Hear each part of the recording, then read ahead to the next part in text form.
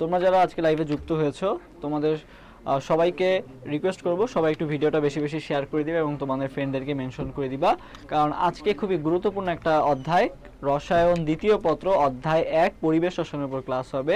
তোমাদের এই লেকচারে সাথে আছে আমি সানজিদ জাহিদ, পড়াশোনা করছি জাহাঙ্গীরনগর বিশ্ববিদ্যালয় ফার্মেসি বিভাগে। তো আজকের ক্লাসটা যদি তোমরা মনোযোগ সহকারে করো আশা করি অনেক নতুন কিছু জানতে পারবা এবং অনেক কিছু শিখতে পারবা। সো সবাই চেষ্টা করবা ক্লাসটা ফার্স্ট থেকে লাস্ট পর্যন্ত করার জন্য। তো সবাই আর কি একটু ভিডিওটা শেয়ার করে দাও এবং ফ্রেন্ডদেরকে মেনশন করে দাও। আমরা খুব শীঘ্রই ক্লাসটা ইনশাআল্লাহ শুরু করব। সো সবাই আর কি একটু দ্রুত মেনশন করে দাও এবং লাইভটা শেয়ার করে দিও।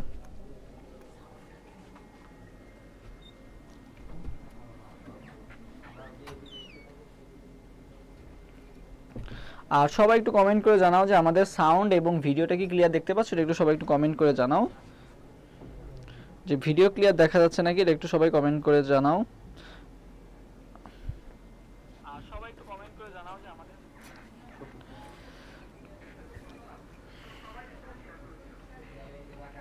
আমি শেয়ার করে দিচ্ছি, তোমরা একটু শেয়ার করে দিবা সবাই, কারণ আজকের ক্লাসটা কিন্তু খুবই খুবই গুরুত্বপূর্ণ আর কি, ঠিক আছে।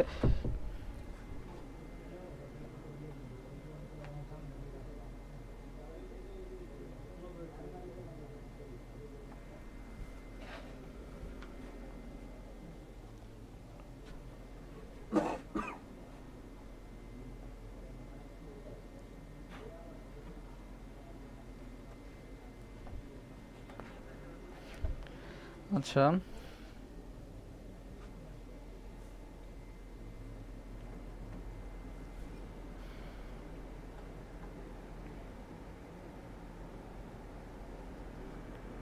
আমরা খুব শীঘ্রই শুরু করব, সবাই জয়েন হয়ে গেলে ইনশাআল্লাহ শুরু করে দিব।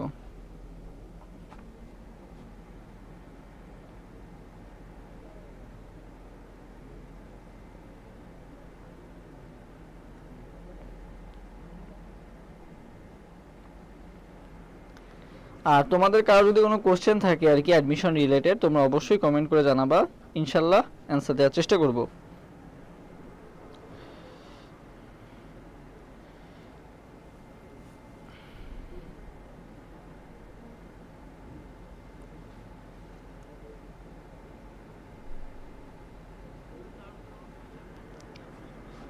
আর তোমরা একটু কমেন্ট করে জানাবা সেটা হচ্ছে যে ভিডিও এবং অডিও কি ঠিকমতো শোনা যাচ্ছে নাকি, এটা একটু সবাই একটু কমেন্ট করে জানাবা আর কি।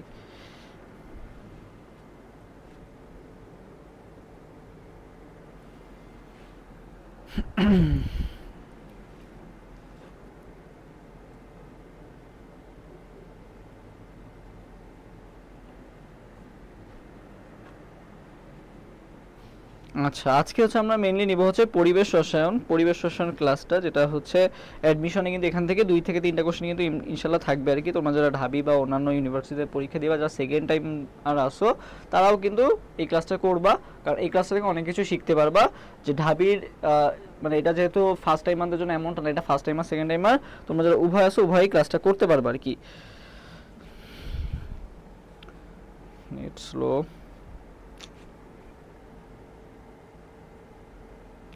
আচ্ছা, তো চলো আমরা শুরু করি, এখনই শুরু করব।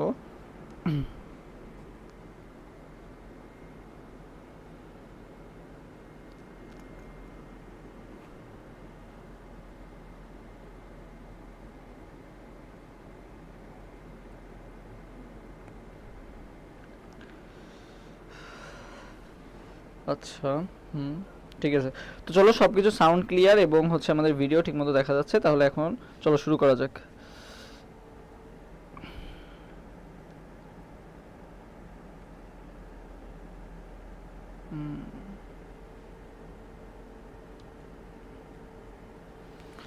আচ্ছা,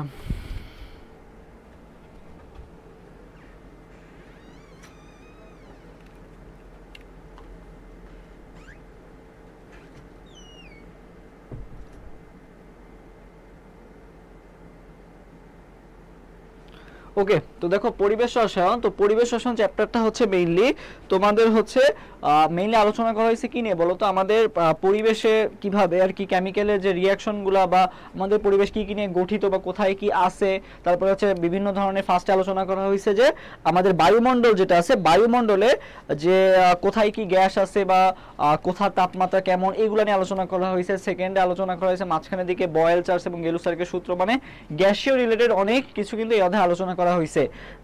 পাশাপাশি এই অধ্যায় শেষের দিকে আলোচনা করা হয়েছে হচ্ছে কোন ধাতুর প্রভাবে কি কি রোগ হয় বা কোনটা লিথাল ডোজ কত, বা হচ্ছে যে আমাদের কিসের মাধ্যমে কোন রোগ, মানে কোন ধাতু কোন কিসের মাধ্যমে আর কি আমাদের দেহে প্রবেশ করে আর কি। সো এরকম আর কি অনেক কিছু নিয়ে কিন্তু এই অধ্যায়টা সাজানো আর কি। তো এই অধ্যায়টা খুবই খুবই গুরুত্বপূর্ণ। সো চলো আমরা শুরু করে দিই। সো দেখো ফার্স্টে তোমাকে বায়ুমণ্ডলের তোমাকে দেওয়া আছে বায়ুমণ্ডলের সামগ্রিক আয়তনের সংযুক্তি দেওয়া আছে কিছু, ঠিক আছে। নাইট্রোজেনের সংযুক্তি দেওয়া আছে, অক্সিজেনের সংযুক্তি দেওয়া আছে, কার্বন ডাই অক্সাইডের সংযুক্তি দেওয়া আছে। মানে হচ্ছে যে বায়ুমণ্ডলে আমাদের কোন গ্যাস কত পার্সেন্ট থাকে আর কি। তো মনে রাখবা হচ্ছে সবচেয়ে বেশি থাকে হচ্ছে নাইট্রোজেন গ্যাস। ওকে, সবচেয়ে বেশি থাকে কোন গ্যাস বলছি, নাইট্রোজেন গ্যাস হচ্ছে সবচেয়ে বেশি থাকে। কত পার্সেন্ট থাকে, 78.09%। কত পার্সেন্ট, 78%। কত পার্সেন্ট মনে রাখবা, 78% থাকে কোন গ্যাস, নাইট্রোজেন গ্যাস থাকে হচ্ছে 78%। ওকে, এখন দেখো অক্সিজেন মানে সেকেন্ড যেটা বেশি থাকে সেটা হচ্ছে অক্সিজেন গ্যাস বেশি থাকে। অক্সিজেন গ্যাস থাকে হচ্ছে 20%। অক্সিজেন গ্যাস কত পার্সেন্ট বেশি থাকে, 20% বেশি থাকে। এখন অক্সিজেন কেন 20 হলো বলো তো, মানে অক্সিজেনের 20 হওয়ার পিছনে কারণটা কি, নাইট্রোজেন কেন 78 হলো, অক্সিজেন কেন 20 হলো, তাই না। এখন এটার পিছনে একটা কারণ আছে, অক্সিজেন 20 হওয়ার পিছনে কারণ হচ্ছে অক্সিজেন যখন আমরা লিখি আমরা কিভাবে লিখি বলো তো, O2। তো O2টা এটা দেখতে কিসের মতো বলো তো, ওকে এটা কি ও নাকি জিরো, এটা হচ্ছে জিরো, এটা কি জিরো, আর এখানে কত আছে বলো তো 2 আছে। তাহলে কি হবে, 0 কে তুমি একটু উল্টা করে লেখো তাহলে আসে কি বলো তো 20। তার মানে অক্সিজেন হচ্ছে কত পার্সেন্ট, 20, মানে হচ্ছে কত পার্সেন্ট, 20%। অক্সিজেন কত পার্সেন্ট মনে রাখবা, অক্সিজেন হচ্ছে 20%। তারপরে হচ্ছে প্রহ্লাদ বিশ্বাস কমেন্ট করছে, ভাই কেমন আছেন, এই তো আলহামদুলিল্লাহ ভালো আছি, তুমি কেমন আছো, আশা করি তোমরা সবাই ভালো আছো। এখন অনেক স্ট্রেসের মধ্যে দিয়ে যাচ্ছ, অ্যাডমিশন সেশন যেহেতু চলতেছে, তো অ্যাডমিশন সিজনে তোমরা একটু চেষ্টা করবা যে ঠিকমতো খাওয়া দাওয়া করতে, পড়াশোনাটাও ঠিক রাখতে, পাশাপাশি ঘুমটাও নিশ্চিত করবা আর কি। তাহলে ইনশাল্লাহ বাকি যে সময়গুলো আছে এই সময়গুলো মোবাইলের প্রতি না দিয়ে পড়াশোনা কেন্দ্রিক দিবা আর কি। আর মোবাইলে ধরলে খালি ক্লাস করার জন্য বা এক্সাম দেওয়ার জন্য আসবে আর কি, ঠিক আছে। তো এইভাবে আর কি চলো, ইনশাল্লাহ ভালো হবে। আচ্ছা, তো যেটা বললাম অক্সিজেন কেন 20%, কারণ O2, তো সবাই একটু অক্সিজেনের পার্সেন্টেজ একটু কমেন্ট করে ফেলো তো। O2 02 এটা লেখা হচ্ছে 20%, অক্সিজেন কত পার্সেন্ট বলো তো, 20%। তাহলে নাইট্রোজেন আমরা জানলাম 78%, মানে অলমোস্ট 80%। অক্সিজেন হচ্ছে 02, মানে O2 এটা হচ্ছে কি হবে 02, তার মানে উল্টা গেলে 20% শেষ। এরপর দেখো কার্বন ডাই অক্সাইড কত পার্সেন্ট বলো তো, কার্বন ডাই অক্সাইড কত পার্সেন্ট। সো দেখো কার্বন এখানে একটা, অক্সিজেন কয়টা বলো তো, দুইটা। তাহলে টোটাল কয়টা জিনিস আছে এখানে, টোটাল এখানে 3টা জিনিস আছে। কয়টা জিনিস আছে, 3টা জিনিস আছে, এই জন্য 0.03%, ঠিক আছে। যেহেতু এটা কার্বন ডাই অক্সাইডে 3টা জিনিস আছে, সি একটা, ও দুইটা, তাহলে কয়টা হলো, 3টা হলো, এই জন্য কার্বন ডাই অক্সাইড কত পার্সেন্ট তোমার হচ্ছে 0.03%। বা তুমি এভাবে মনে রাখতে পারো, কার্বন একটা ওয়ার্ড, ডাই একটা ওয়ার্ড, অক্সাইড একটা ওয়ার্ড। কয়টা কার্বন ডাই অক্সাইড লিখতে গেলে কয়টা ওয়ার্ড লাগে, 3টা ওয়ার্ড লাগে। তো সবাইকে যেটা কমেন্ট করতে বলছিলাম, অক্সিজেনের পার্সেন্টেজটা কমেন্ট করতে বলছিলাম, সবাই একটু অক্সিজেনের পার্সেন্টেজটা কমেন্ট করে ফেলবা। আমরা চেষ্টা করব ক্লাসের পড়াটা ক্লাসেই শেষ করে যাওয়ার, যাতে আমাদের পরবর্তীতে আর এক্সট্রা প্রেশার না পড়ে, কারণ তোমাদের অনেক প্রেশার যাচ্ছে আর কি। এখন যেহেতু ডেট দিয়ে দিচ্ছে অনেক কিছুই, তো প্রেশার যাচ্ছে। সো কার্বন ডাই অক্সাইড কত পার্সেন্ট সবাই একটু কমেন্ট করে ফেলো তো, সবাই একটু কমেন্ট করে ফেলো, 0.03%, এটা একটু সবাই কমেন্ট করে ফেলো। কার্বন ডাই অক্সাইডের পার্সেন্টেজটা সবাই একটু কমেন্ট করে ফেলো, 0.03%। ওকে, আচ্ছা এরপর দেখো আর্গন, ঠিক আছে। আর্গন আমরা হাজারি স্যার বই ইনফরমেশনগুলো পড়বো, ঠিক আছে। আর্গন কত পার্সেন্ট, যদি বলে আর্গন কত পার্সেন্ট, তো দেখো আর্গনের শেষে কি আছে, ন আছে, নতে মনে রাখবা কত পার্সেন্ট, 0.9%, ঠিক আছে। 0.9% হচ্ছে আর্গন। আর্গন কত পার্সেন্ট, 0.9%। সবাই একটু আর্গনের পার্সেন্টেজটা কমেন্ট করবা। রয় পিথি কমেন্ট করছে কার্বন ডাই অক্সাইডের পার্সেন্টেজটা 0.03, তাসফিয়া সাইমাও কমেন্ট করছে 0.03, বাকিরা দ্রুত কমেন্ট করে ফেলো। তাহলে দেখো আমি একবার সামারাইজ করে দিই যে সবচেয়ে বেশি থাকে হচ্ছে নাইট্রোজেন 78%, সেকেন্ড যেটা বেশি থাকে সেটা হচ্ছে অক্সিজেন। অক্সিজেন কি মনে রাখতে বললাম 02, উল্টাইলে কি হয় যায় 20, মানে 20%। Carbon die oxide, carbon die oxide কয়টা ওয়াট, 3টা ওয়াট, তাহলে কত হবে 0.03%। আর্গনে কত আছে, 9 আছে, 9তে মনে রাখবা 9.9, ঠিক আছে, 0.9%। আশা করি এই ছক থেকে কোনো কোশ্চেন আসলে তোমরা ইনশাআল্লাহ পারবা। নেক্সট আমরা যাই, দেখো বায়ুমণ্ডলকে তোমার কয়টা স্তরে ভাগ করা যায়? বায়ুমণ্ডলকে হচ্ছে তোমার 4টে স্তরে ভাগ করা যায়, ঠিক আছে? আমাদের যেই বায়ুমণ্ডলটা আছে এটা টোটাল কত কিলোমিটার পর্যন্ত বিস্তৃত বলো তো? এটা কেউ পারবা যে আমাদের বায়ুমণ্ডলটা টোটাল কত কিলোমিটার পর্যন্ত বিস্তৃত? একটু কমেন্ট করে জানাবা যে বায়ুমণ্ডলটা টোটাল কত কিলোমিটার পর্যন্ত বিস্তৃত, এটা একটু সবাই কমেন্ট করবা। সো দেখো এই যে বায়ুমণ্ডলটা আছে, ওকে, ভূমি থেকে শুরু হয়ে এই যে পৃথিবীর একেবারে শেষ সীমানা পর্যন্ত যে বায়ুমণ্ডলটা আছে, তো এই বায়ুমণ্ডলটাকে আমরা 4টা ভাগে ভাগ করতে পারি, ঠিক আছে? কি কি? একটা হচ্ছে ট্রোপোস্ফিয়ার, স্ট্র্যাটোস্ফিয়ার, মেসোস্ফিয়ার, থার্মোস্ফিয়ার, বা এটাকে আরেকটা নামে ডাকা হয় আয়নোস্ফিয়ার নামে আর কি। আচ্ছা, তোমাদের একটা জিনিস কমেন্ট করতে বলছিলাম, দেখি কে কে পারো। আমি কোশ্চেনটা আবার বলে দিই যে বায়ুমণ্ডল কত কিলোমিটার পর্যন্ত বিস্তৃত? আমাদের যে টোটাল বায়ুমণ্ডলটা আছে এটা কত কিলোমিটার পর্যন্ত বিস্তৃত, একটু কমেন্ট করবা। সো দেখো আমাদের যে বায়ুমণ্ডলটা আছে কি কি বললাম? ট্রোপোস্ফিয়ার, স্ট্র্যাটোস্ফিয়ার, মেসোস্ফিয়ার, আর একটা কি বলতো? থার্মোস্ফিয়ার। আচ্ছা, একজন কমেন্ট করছে 6400 কিলোমিটার, 6400 কিলোমিটার।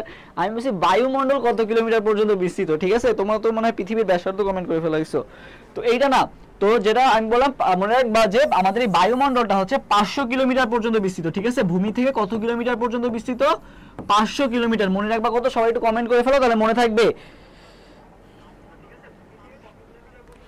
সবাই একটু কমেন্ট করে ফেলো 500 কিলোমিটার। সবাই একটু 500টা কমেন্ট করে ফেলো। হ্যাঁ, তাসফিয়া সাইমা কমেন্ট করছে 500 কিলোমিটার, আনিকা ফ্রিনো কমেন্ট করছে 500 কিলোমিটার। হ্যাঁ, আমাদের এই বায়ুমণ্ডলটা হচ্ছে টোটাল 500 কিলোমিটার পর্যন্ত বিস্তৃত, ভূমি থেকে শুরু করে 500 কিলোমিটার উপর পর্যন্ত বিস্তৃত আর কি বায়ুমণ্ডলটা, ওকে? সো এই বায়ুমণ্ডলে একেবারে মনে করো এখন ভূমিতে আছো তুমি, ভূমি থেকে যখন 15 কিলোমিটার পর্যন্ত যাবা তখন সেটাকে আমরা কি বলবো? ট্রোপোস্ফিয়ার। ভূমি থেকে শুরু করে 15 কিলোমিটার, মানে এখান থেকে শুরু করে উপরে 15 কিলোমিটার পর্যন্ত যে অঞ্চলটা পাবা সেটাকে তুমি বলবা কি? ট্রোপোস্ফিয়ার। তারপরে সেই 15 কিলোমিটার অতিক্রম করে তুমি যখন 50 কিলোমিটার পর্যন্ত যাবা ওই জায়গাটাকে বলা হবে কি? স্ট্র্যাটোস্ফিয়ার। কি বলা হবে? স্ট্র্যাটোস্ফিয়ার। তাহলে ট্রোপোস্ফিয়ার হচ্ছে 15 কিলোমিটার পর্যন্ত বিস্তৃত, স্ট্র্যাটোস্ফিয়ার হচ্ছে কত? 15 থেকে 50 কিলোমিটার পর্যন্ত বিস্তৃত, ওকে? তারপরে দেখো মেসোস্ফিয়ার, মানে স্ট্র্যাটোস্ফিয়ারের উপরে আছে আর ওকে মেসোস্ফিয়ার আছে। মেসোস্ফিয়ার হচ্ছে 85 কিলোমিটার পর্যন্ত বিস্তৃত, আর থার্মোস্ফিয়ার বা আয়নোস্ফিয়ার হচ্ছে লাস্ট যেটা আছে ওইটা 85 থেকে 500 কিলোমিটার পর্যন্ত বিস্তৃত। সো এই সংখ্যাগুলো আমরা কিভাবে মনে রাখতে পারি? দেখো খুবই সহজ। ফার্স্টে মনে রাখবা তুমি কত? 15, 50, 85। দেখো তুমি তো এটা জানো যে আমি লাস্টে আমি বলছি কি টোটাল বায়ুমণ্ডলটা 500 কিলোমিটার পর্যন্ত বিস্তৃত না? তাহলে তুমি মনে রাখবা এই কয়টা 4টা সংখ্যা মনে রাখবা, 15, 50, 85। সবগুলো দেখবা 5 আছে, সবগুলো কিন্তু 5 কমন, আর শেষ হয়েছে কততে? যে 500তে যে শেষ হয়েছে, ঠিক আছে? তাহলে এইটা যদি তুমি মনে রাখতে পারো তাহলে দেখো খুবই সহজ। 15, 50, 85, 500। 4টা ওয়ার্ড একটু কমেন্ট করে ফেলো তো, 4টা সংখ্যাটা। 15, 50, 85, 500। এটা একটু সবাই কমেন্ট করে ফেলো। হ্যাঁ, 500 কিলোমিটার। ফাতি আলম কমেন্ট করছে, ফারজানা খাতুন কমেন্ট করছে, অ্যানি খাতুন কমেন্ট করছে 500 কিলোমিটার। তো যেটা কমেন্ট করতে বললাম 15, 50, 85, 500, এই 4টা জিনিস একটু কমেন্ট করে ফেলো, ঠিক আছে? তাহলে কি হলো দেখো, 0 থেকে 15 বললে কোনটা ফিয়ার হবে? ট্রোপোস্ফিয়ার। 15 থেকে 50 বললে স্ট্র্যাটোস্ফিয়ার। 50 থেকে 85 বললে কোনটা? মেসোস্ফিয়ার। 85 থেকে 500 বললে কোনটা? থার্মোস্ফিয়ার, ঠিক আছে? তো তুমি যদি 4টা সংখ্যা মনে রাখো তুমি এমনি বের করে ফেলতে পারবা যে কোনটা কত কিলোমিটার, ওকে? হ্যাঁ, 15, 50, 85, 500। Thank you. Raisa Saddiq comment করছে, আরিফুল ইসলাম কমেন্ট করছে, তাসফিয়া সাইমা কমেন্ট করছে। সো এইটা জানলে কিন্তু তুমি খুবই পেয়ে যাবে আর কি। বাট একবার একটা কোশ্চেন আসছিল অ্যাডমিশনে, সেটা হচ্ছে স্ট্র্যাটোস্ফিয়ার কত কিলোমিটার বিস্তৃত? স্ট্র্যাটোস্ফিয়ার কত কিলোমিটার বিস্তৃত? এটা একটু অ্যান্সার দাও তো দেখি। স্ট্র্যাটোস্ফিয়ার কত কিলোমিটার বিস্তৃত? একটু অ্যান্সার দাও তো। স্ট্র্যাটোস্ফিয়ার কত কিলোমিটার বিস্তৃত? এটা একটু সবাই অ্যান্সার দাও যে স্ট্র্যাটোস্ফিয়ার কত কিলোমিটার বিস্তৃত। এটা একটু সবাই অ্যান্সার দাও তো দেখি।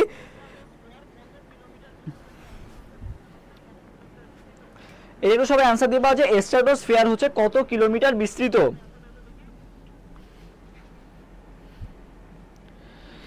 স্ট্র্যাটোস্ফিয়ার কত কিলোমিটার পর্যন্ত বিস্তৃত? দেখি মানে কত কিলোমিটার বিস্তৃত, কত কিলোমিটার বিস্তৃত স্ট্র্যাটোস্ফিয়ারটা, ওকে?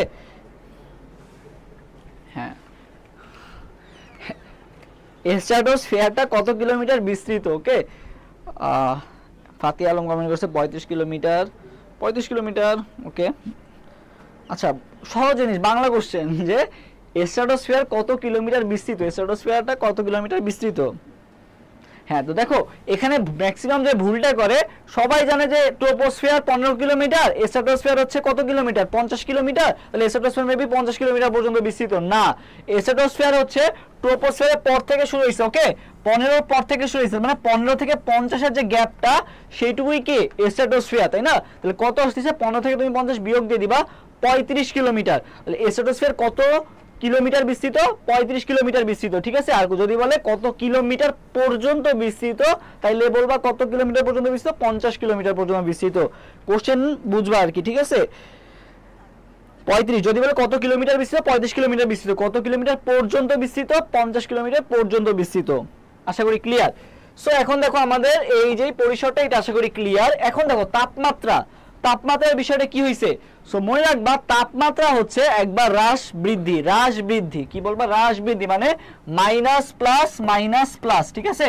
মানে তোমার ট্রোপোস্ফিয়ারে হ্রাস পায়, আবার তারপরে বৃদ্ধি পায়, স্ট্র্যাটোস্ফিয়ারে যে মেসোস্ফিয়ারে আবার হ্রাস পায়, থার্মোস্ফিয়ারে কি হয়, আবার বৃদ্ধি পায় আর কি। তাহলে মাইনাস প্লাস, আমার সাথে সাথে সবাই একটু কমেন্ট করে ফেলো তো, মাইনাস প্লাস, ওকে মাইনাস প্লাস মাইনাস হবে কিন্তু ভুল করো না, ফার্স্টে মাইনাস তারপরে আবার প্লাস, তারপরে আবার মাইনাস, তারপরে আবার প্লাস, ওকে।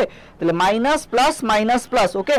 তো এটা দিয়ে কি হইলো যে তুমি যখন ভূমি থেকে উপরের দিকে যাচ্ছ, তোমার তাপমাত্রা আস্তে আস্তে হ্রাস পাবে, হ্রাস পেয়ে কত কিলোমিটার আসে, মানে কত সেলসিয়াস আসে, -55 ডিগ্রি সেলসিয়াস আসে। ট্রোপোস্ফিয়ার তাপমাত্রা কত ডিগ্রি সেলসিয়াস আসে, -55। সো হ্রাস পাইলো, এরপরে কি আবার বৃদ্ধি পাবে না। সো -55 থেকে আস্তে আস্তে বৃদ্ধি পেয়ে কত হবে, +2 ডিগ্রি সেলসিয়াস হবে। তারপরে কি +2 ডিগ্রি সেলসিয়াস শেষ। এখন কি মানে এখন মেসোস্ফিয়ারে যাবে না। সো মেসোস্ফিয়ারে আমরা কি জানি, মেসোস্ফিয়ারে আবার কি হয়েছে, তাপমাত্রা বৃদ্ধি পাবে। সো মেসোস্ফিয়ারে আবার কি হবে, যেহেতু হ্রাস বৃদ্ধি এখন কি পাবে, আবার হ্রাস পাবে আর কি। তো হ্রাস পেয়ে কত হয়ে যাবে, -93 ডিগ্রি সেলসিয়াস হয়ে যাবে, যেটা বায়ুমণ্ডলের সর্বনিম্ন তাপমাত্রা। তাহলে বায়ুমণ্ডলের সর্বনিম্ন তাপমাত্রা কত, -93 ডিগ্রি সেলসিয়াস। সবাই যেটা কমেন্ট করবা যে বায়ুমণ্ডলের সর্বনিম্ন তাপমাত্রাটা কত কেলভিন, এটা একটু সবাই কমেন্ট করে ফেলো তো, যে বায়ুমণ্ডলের সর্বনিম্ন তাপমাত্রা কত কেলভিন। আচ্ছা, সো দেখো আসবে -93 ডিগ্রি সেলসিয়াসে পৌঁছালো, এখন কি হবে, আবার বৃদ্ধি পাবে। সো -93 ডিগ্রি সেলসিয়াস থেকে আবার কি হবে, বৃদ্ধি পাবে, বৃদ্ধি পেয়ে কততে আসবে, 427 থেকে 1727, 427 থেকে কত 27, 1727। আচ্ছা, যেটা কমেন্ট করতে বলছিলাম সেটা হচ্ছে কত কেলভিন, মেসোস্ফিয়ার মানে বায়ুমণ্ডলের সর্বনিম্ন তাপমাত্রা যেটা মেসোস্ফিয়ারে থাকে সেটা কত কেলভিন, এটা একটু সবাই কমেন্ট করবা। সো দেখো আমাদের কোথায় কি চলাচল করে, 0 কেলভিন। আচ্ছা ঠিক আছে, বাকিটা দেখি কমেন্ট করো তো, যে বায়ুমণ্ডলের সর্বনিম্ন তাপমাত্রা কত কেলভিন, 366। আচ্ছা ঠিক আছে, তুমি পৃথ্বীরাজ রয় তুমি 366 কমেন্ট করছো, এটা তুমি 273 সাথে যোগ করে দিছো, ঠিক আছে। তো এটা তো -93 ডিগ্রি সেলসিয়াস না, তাহলে 273 থেকে তো এটা বিয়োগ হয়ে যাবে, বুঝছো, 273 সাথে কি হয়ে যাবে, বিয়োগ হয়ে যাবে। তাহলে -273 থেকে তুমি 93টা কি করবা, বিয়োগ করবা, কারণ এটা তো প্লাস না, এখানে কি আছে, মাইনাস আছে। আমরা জানি যে সেলসিয়াস থেকে কেলভিনে নিতে গেলে কি করা লাগে, ওটা যোগ করে দেওয়া লাগে, তাই না। সো তোমার এখানে -93 আছে, ওকে। তাহলে যোগ করলে কি আসবে, যোগ করলে এটা প্লাসে মাইনাসে মাইনাস হয়ে যাবে না, তাহলে কত আসবে, 180 কেলভিন আসবে আর কি। না -93, এই জিনিসগুলো কিন্তু ভুল হবে পরীক্ষায়, দেখছো এখানে 3-4 জন এক একটা অ্যান্সার দিছো। সো এই ভুলটা যেন না হয়, একজন কমেন্ট করছে -93 ডিগ্রি কেলভিন, 93 কেলভিন না, 93 ডিগ্রি সেলসিয়াস। তুমি একটা মুখস্থ করবা, হয় কেলভিন নাহলে সেলসিয়াস, একটা মুখস্থ করবা, বাকিটা কনভার্ট করে নিবা, তাহলেই হবে। দুইটা মুখস্থ করতে যাবা, পরে দেখবা যে দুইটা প্যাচ লেগে গেছে, ওকে। সো এরপরে দেখো ট্রোপোস্ফিয়ার, স্ট্র্যাটোস্ফিয়ার, বিভিন্ন যে ফিয়ারগুলো আছে মানে মণ্ডলগুলো আছে, স্ফিয়ার মানে হচ্ছে মণ্ডল। সো ট্রোপোস্ফিয়ারে কি হয়, দেখো এই ট্রোপোস্ফিয়ারটা কোনটা বলছিলাম, যে আমি ভূমিতে দাঁড়া আছি, ভূমি থেকে 15 কিলোমিটার পর্যন্ত বিস্তৃত। সো ঝড় ঝঞ্ঝা বৃষ্টি যাই হোক না কেন সবকিছু কোথায় হবে, এই ট্রোপোস্ফিয়ারেই হবে। কোথায় হবে, এই ট্রোপোস্ফিয়ারেই হবে। তাহলে এই ট্রোপোস্ফিয়ারকে জন্য বলা হয় কি মণ্ডল, ক্ষুদ্র মণ্ডল বলা হয়, ক্ষুদ্র বা রাগান্বিত মণ্ডল, কি মণ্ডল বলা হয়, ক্ষুদ্র মণ্ডল বলা হয়। তাহলে ট্রোপোস্ফিয়ারকে কি মণ্ডল বলা হবে, ক্ষুদ্র মণ্ডল বলা হবে। স্ট্র্যাটোস্ফিয়ারকে বলা হবে হচ্ছে শান্ত মণ্ডল, স্ট্র্যাটোস্ফিয়ারকে কি মণ্ডল বলা হবে, শান্ত মণ্ডল বলা হবে। তাহলে বলো তো ট্রোপোস্ফিয়ারকে কি মণ্ডল, ক্ষুদ্র মণ্ডল, আর স্ট্র্যাটোস্ফিয়ারকে কি মণ্ডল বলা হবে, শান্ত মণ্ডল বলা হবে। মেসোস্ফিয়ার, এই যে একটু আগে তোমাকে কমেন্ট করতে বলছিলাম 180 কেলভিন যেটা হইলো ওটা কি বায়ুমণ্ডলের সর্বনিম্ন তাপমাত্রা না? ওটা কোথায় থাকে? মেসোস্ফিয়ারে থাকে। এই জন্য মেসোস্ফিয়ারকে বলা হয় হচ্ছে শীতলতম মণ্ডল। কি বলা হয়? শীতলতম মণ্ডল। আচ্ছা, এরপর দেখো থার্মোস্ফিয়ার আছে। এরপর কি আছে? থার্মোস্ফিয়ার। এটা আরেকটা নাম তো তোমরা একটু আগেই পড়ে আসলা যে থার্মোস্ফিয়ারের আরেকটা নাম কি বলো তো? আয়োনোস্ফিয়ার। থার্মোস্ফিয়ার আরেকটা নাম কি? আয়োনোস্ফিয়ার। ঠিক আছে, আয়োনোস্ফিয়ার। আর তারপরে আরেকটা আছে এক্সোস্ফিয়ার আছে, যেটা বই নাই, বাট মানে আলাদা করে ভাগ করে না, আলাদা মিলে চারটাই করা, তো এটাও এক্সট্রা একটা আছে এক্সোস্ফিয়ার। সো তোমরা যেটা কমেন্ট করবা সেটা হচ্ছে বলো তো ক্ষুদ্রমণ্ডল বলা হয় কোনটাকে? ক্ষুদ্রমণ্ডল বলা হয় কোনটাকে, বা ঝড় ঝঞ্ঝা বৃষ্টিগুলো হয় কোন মণ্ডলে? একটু কমেন্ট করবা তো যে কোনটায় ঝড় ঝঞ্ঝা এবং বৃষ্টিপাত হয়। আচ্ছা, এখন দেখো বিমান। ঠিক আছে, বিমান যেটা আছে, বিমানটা কোথায় চলাচল করে? বিমানটা হচ্ছে আমাদের উপর দিয়ে চলাচল করে, মানে এই ট্রোপোস্ফিয়ারে চলাচল করে। ঠিক আছে, তাহলে বিমান কোথায় চলাচল করে? যদি বলে বিমান কোথায় চলাচল করে, বলবা হচ্ছে ট্রোপোস্ফিয়ারে বিমান চলাচল করে। কোথায় বিমান চলাচল করে? ট্রোপোস্ফিয়ারে বিমান চলাচল করে। ওকে, আচ্ছা, যদি বলে জেট বিমান, ঠিক আছে, জেট বিমান কি অনেক দ্রুত গতিতে যাওয়া লাগে না? এই জেট বিমান কোথা দিয়ে চলাচল করে? জেট বিমান হচ্ছে আমাদের এখান থেকে না, আর একটু উপর থেকে চলাচল করে, কারণ ওই জায়গাটা তো ফাঁকা থাকে, তো ওই জায়গা থেকে খুব সহজে চলাচল করতে পারে। সো জেট বিমান কোথা থেকে চলাচল করে? স্ট্র্যাটোস্ফিয়ারে চলাচল করে। ঠিক আছে, স্ট্র্যাটোস্ফিয়ারে থেকে কি চলাচল করে? জেট বিমান চলাচল করে। আচ্ছা, যেটা কমেন্ট করতে বলছিলাম কোথায় আর কি ইয়া হয়, ঝড় ঝঞ্ঝা বা কোনটাকে ক্ষুদ্রমণ্ডল বলা হয়, এটা একটু কমেন্ট করতে বলছিলাম সবাইকে, এটা একটু সবাই দ্রুত কমেন্ট করে ফেলবা। আচ্ছা, দেখি তোমাদের কমেন্টগুলো দেখবো যে কি বলছি, যে কোথায় ঝড় ঝঞ্ঝা এবং বৃষ্টিপাত হয়, এটা সবাই একটু কমেন্ট করবা।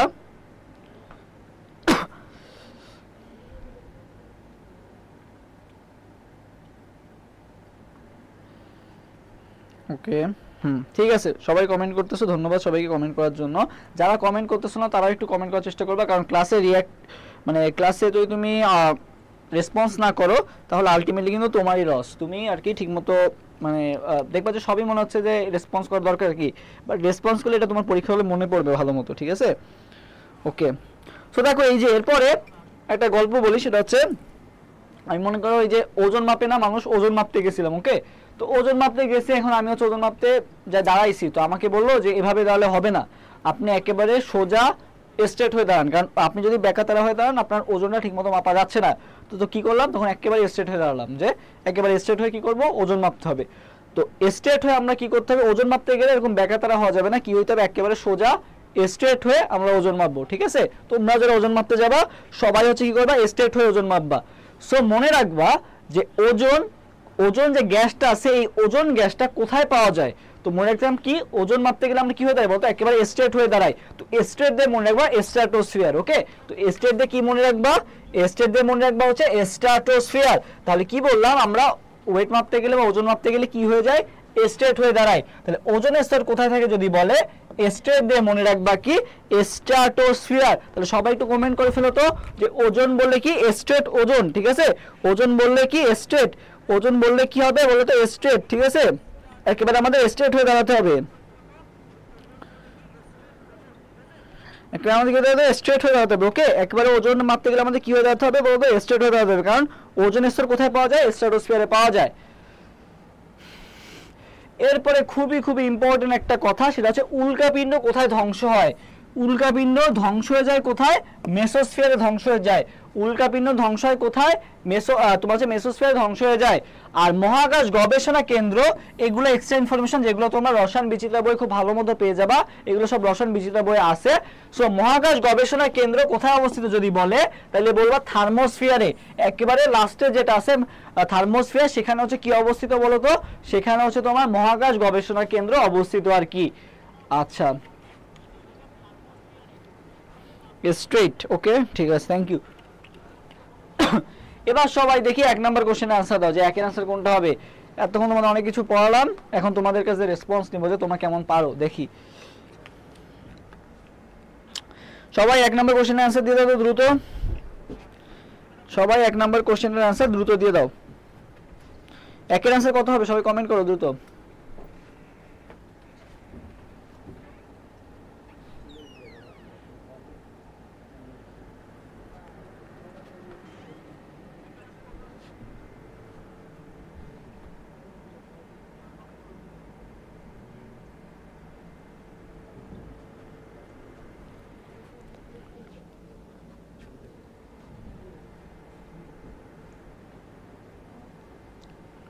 একের ডি।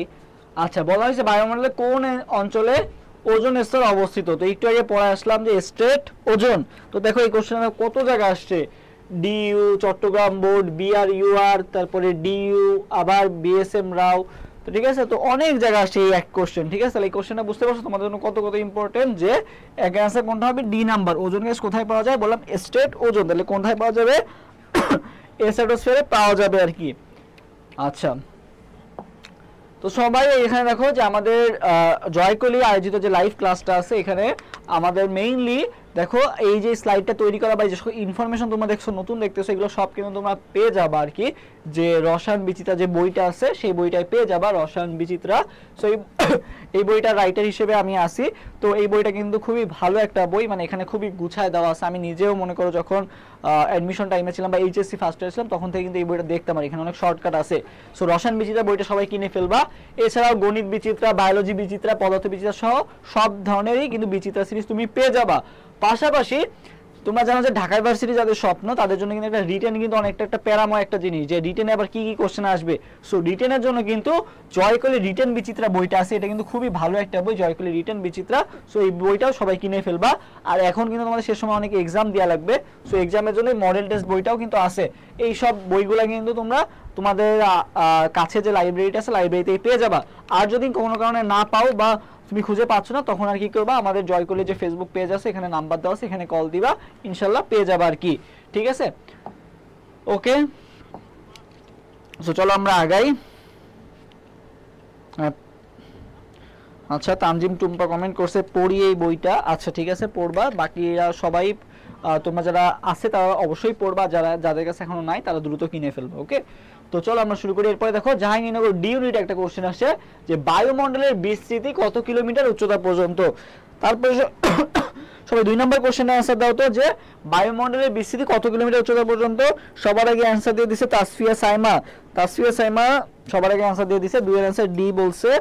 আচ্ছা, ফারজানা খাতুন কমেন্ট করছে 2 এর ডি। মেহজাবিন লামিয়া কমেন্ট করছে 2 এর ডি। অদ্রিতা ইসলাম কমেন্ট করছে 2 এর ডি। তালহা জুবাইর কমেন্ট করছে, সুমাইয়া তাকিয়া কমেন্ট করছে, রকি কমেন্ট করছে। আচ্ছা, তো সবাই আর কি তারপরে কে কমেন্ট করছে সবার নামগুলো একবার পড়ি, নাহলে তোমরা সবাই যারা কমেন্ট করো সবার নাম ইনশাল্লাহ পড়বো। সুমাইয়া তাকিয়া কমেন্ট করছে, তারপর প্রান্ত কমেন্ট করছে, মেহজাবিন, রাইসা, আনিকা, রোহানুল ইসলাম, সালমান ফার্সি, স্বাধীন, তানজিম টুম্পা, তারপরে সালমান কমেন্ট করছে, রিপন কমেন্ট করছে, ফাতিহা আলম, আলামিন, নীলুফা, এমডি সালমান, নুসরাত, নাদিয়া। ওকে, আচ্ছা ঠিক আছে। তো চলো আমরা আগাই। এরপর দেখো আমি ফার্স্টে কিন্তু বলে দিছিলাম যে বায়ুমণ্ডলের বিস্তৃতি হচ্ছে কত কিলোমিটার পর্যন্ত থাকে, 500 কিলোমিটার পর্যন্ত থাকে আর কি। তো এটা ঠিক আছে, তোমরা ডি অ্যান্সার দিছো। এরপর দেখো কি বলা হয়েছে 3 নাম্বার কোশ্চেনটা, ভূপৃষ্ঠ থেকে কত কিলোমিটার পরিসরে বায়ুমণ্ডলে 75% গ্যাসীয় মিশ্রণ থাকে। এটা কিন্তু জাহাঙ্গীরনগর ডিতে গত বছর আসছে। কি বলা হয়েছে, যে ভূপৃষ্ঠ থেকে কত কিলোমিটার পরিসরে বায়ুমণ্ডলে প্রায় 75% গ্যাসীয় মিশ্রণ থাকে। এইটার অ্যান্সার দাও তো দেখি, 3 নম্বর কোশ্চেনের অ্যান্সার। এটা দেখি কে কে পারো।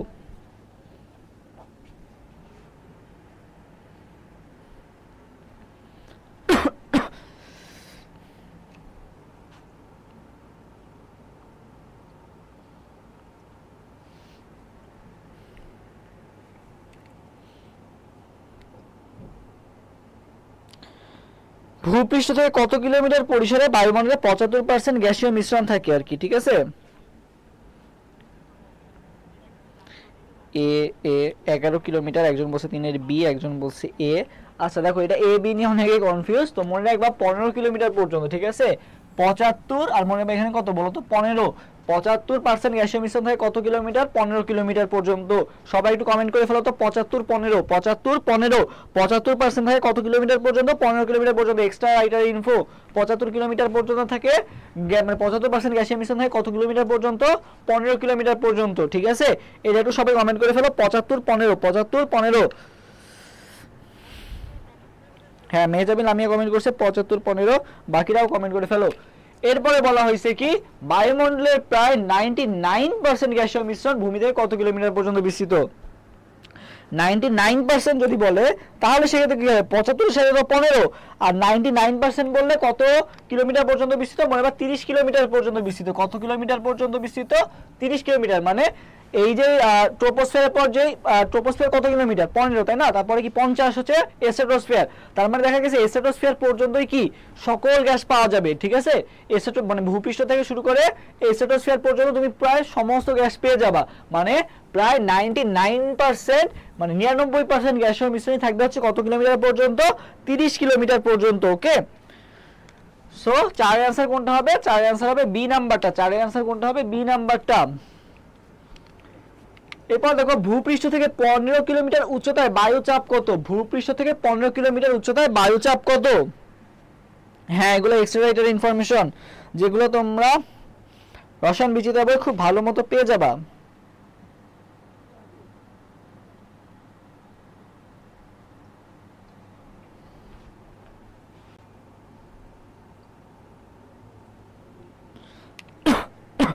সবাই এর आंसर দাও তো দ্রুত, যে 5 নাম্বার কোশ্চেন आंसर কোনটা হবে?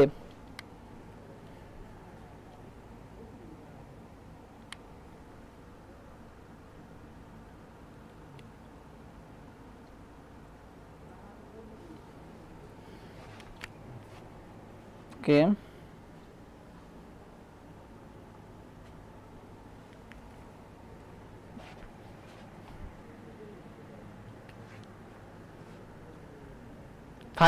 5B। ওকে, দেখো আমাদের হচ্ছে এমনি আমরা তো জানি বায়ুমণ্ডলের তাপমাত্রা মানে চাপ হচ্ছে 760 মিলিমিটার পার, তাই না?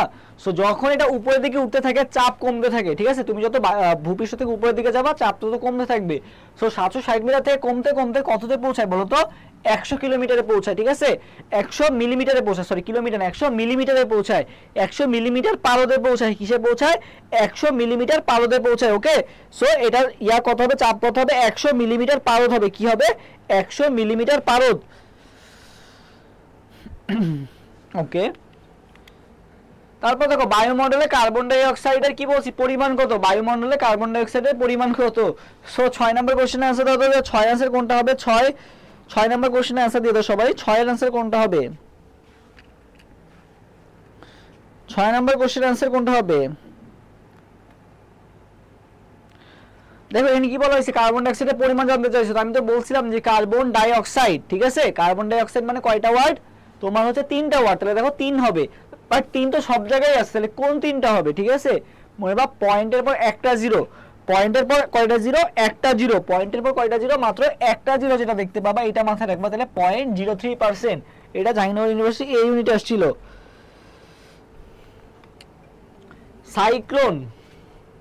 সাইক্লোন তৈরি হতে সাগরের পানির তাপমাত্রা কত হতে হয় বলো তো? সাইক্লোন তৈরি হতে সাগরের পানির তাপমাত্রা কত হতে হয়? এটা आंसर দাও তো সবাই। একটু ইয়ার নাম্বারটা কমেন্ট করবা, যে মানে বি সি না কমেন্ট করে সবাই একটু কমেন্ট করবা 7 এর বি বা 6 এর বি, যেটাই বলো না কেন একটু দাগ নাম্বারটা সহ কমেন্ট করবা, তাইলে বেটার হবে আর কি। ওকে, সবাই একটু 7 নাম্বার কোশ্চেনের आंसर দিয়ে ফেলো।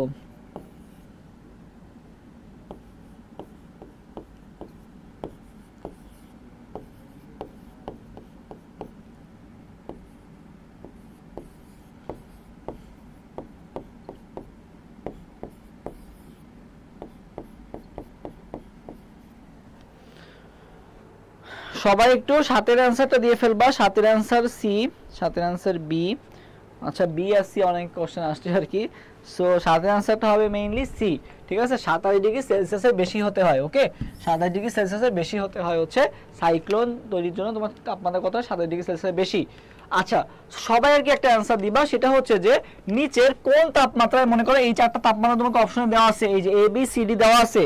তো এইটার ক্ষেত্রে এই এ বি সি ডি অপশনের মধ্যে কোনটায় বলো তো তোমার হচ্ছে সাইক্লোন তৈরি তাপমাত্রা কোনটা? এর মধ্যে কোন তাপমাত্রায় সাইক্লোনটা তৈরি হবে? সবাই একটু এটা आंसर দাও যে নিচের কোন তাপমাত্রায় সাইক্লোনটা তৈরি হবে। সবাই একটু এটা आंसर দাও তো যে এ বি সি নাকি ডি। এটা आंसर দাও তো যে নিচের কোন তাপমাত্রায় সাইক্লোনটা তৈরি হবে। সবাই একটু এটা आंसरটা দাও তো। যে আমি মনে করি এটা দিলাম হচ্ছে 100 নাম্বার কোশ্চেন। 100 নাম্বার কোশ্চেনের आंसर দাও তো। 100 নাম্বার কোশ্চেনের आंसर কোনটা হবে? যে নিচের কোন তাপমাত্রায় হচ্ছে সাইক্লোন বা ঘূর্ণিঝড় তৈরি হবে। এই যে অপশনটা একটা দিছি এ বি সি ডি, 100 নম্বর কোশ্চেনের आंसरটা দাও তো দেখি 100 নম্বর কোশ্চেন 100 নম্বর কোশ্চেনের आंसरটা সবাই দ্রুত দাও 100 ডি হবে হোসেন শোয়েব কমেন্ট করছে ডি আচ্ছা Anika ফ্রিন 100 D Farzana Khatun 100 D Anika ফ্রিন 100 B আচ্ছা Farzana Khatun 100 D Raisa Siddique 100 D Rifat Hossain comment করছে 100 সি আচ্ছা মোহাম্মদ ইবনুল হাসান নাহিন কমেন্ট করছে ভাইয়া কেমন আছেন আলহামদুলিল্লাহ ভালো আছি আশা করি তুমিও ভালো আছো তো ভালো মতো তুমি যদি অ্যাডমিশন ক্যান্ডিডেট হয়ে থাকো ভালো মতো প্রিপারেশন নাও আগামী যে কয়েকটা দিন আছে তোমার জন্য শুভকামনা রইল 100 বি 100 ডি আচ্ছা বি আর ডি আসতেছে বেশি आंसर তাই না তাহলে বি আর D 27 degree Celsius 80 degree Fahrenheit আর এ প্লাস বি ছিল তাহলে 100 ডি হবে আর কি সো একজন 100 সি কমেন্ট করছে নাদিয়া আচ্ছা সি কেন আচ্ছা দেখি বাকিরা সো আর কেউ आंसर দিলে আর মাত্র 5 সেকেন্ড সময় কেউ কারো आंसर দেয়া থাকলে দিয়ে দিবা দ্রুত 5 সেকেন্ড সময় 5 সেকেন্ড সময় শেষ দ্রুত আমি শেষ করে দিব তাড়াতাড়ি ওকে ঠিক আছে তো ফাইনাল आंसर পাইলাম ডি পাইছি বেশি আর বি কয়েকজন বেশি দিছো মানে 50 50 বি সি বি আর ডি এখন দেখো आंसर কোনটা হবে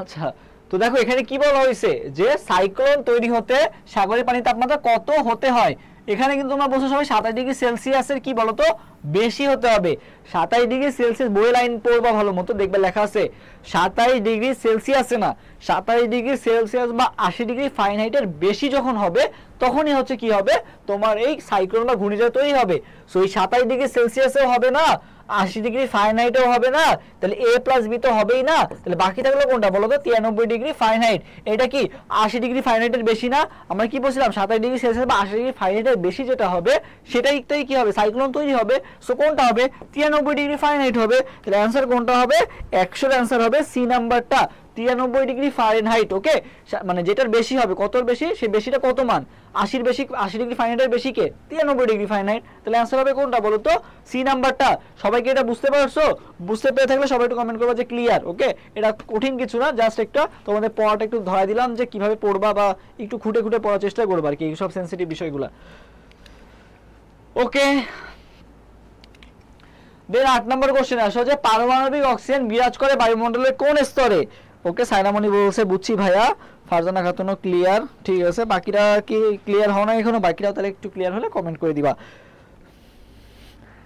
সো দেখো এবারে পারমাণবিক অক্সিজেন বিরাজ করে বায়ুমণ্ডলের কোন স্তরে ঠিক আছে পারমাণবিক অক্সিজেন বিস্তার করে বায়ুমণ্ডলের কোন স্তরে ঠিক আছে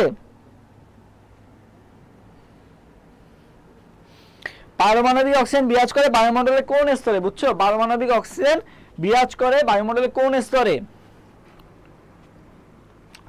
সো এই যে কিছুদিন আগে এই যে মেসি আর রোনালদোর নিয়ে কি একটা সব সময় কি হয় বলো তো একটা ঝামেলা হয় না যে মেসি ফ্যানরা বলে যে রোনালদো মেসিয়া বেস্ট রোনালদোর ফ্যানরা বলে রোনালদো বেস্ট মেসি থেকে তাই না তো এটা নিয়ে কিন্তু ওদের মধ্যে একটা কি চলে বলো তো সব সময় ক্লাশ চলে তো কি হইছে এই মেসি এই ক্লাস মানে এই ঝামেলা ভালো লাগতেছে না ঠিক আছে রোনালদো ফ্যানরা মেসির অনেক ভাবে ইয়া করছে মানে টিটকারি করতেছে আর কি তো মেসি কি করলো পারমাণবিক বোমা মেরে দিল ঠিক আছে যারা এরকম করতেছে তাদের কাছে কি করছে পারমাণবিক বোমা মেরে দিছে ঠিক আছে তো মেসি কি করলো বলো তো পারমাণবিক বোমা মেরে দিছে তো তোমাকে যদি কখনো কোশ্চেন করা হয় সেই পারমাণবিক বোমার মধ্যে কি ছিল আবার পারমাণবিক বোমার মধ্যে ছিল হচ্ছে পারমাণবিক অক্সিজেন ও কি করছে সব যে অক্সিজেন যেগুলো ছিল ও অক্সিজেন সিলিন্ডার কিনে কি করে দিছে ওর মধ্যে পারমাণবিক অক্সিজেন বানাইছে পারমাণবিক অক্সিজেন বানায় ওদের যে হেটারগুলো ছিল মেসি হেটার যারা ছিল তাদের কাছে কি করছে বলো তো ওই পারমাণবিক বোমা মেরে দিছে কেন মারছে কারণ হচ্ছে পারমাণবিক অক্সিজেন যেটা আছে এই পারমাণবিক অক্সিজেন কে মারছিল বলো তো মেসি মারছিল তাই না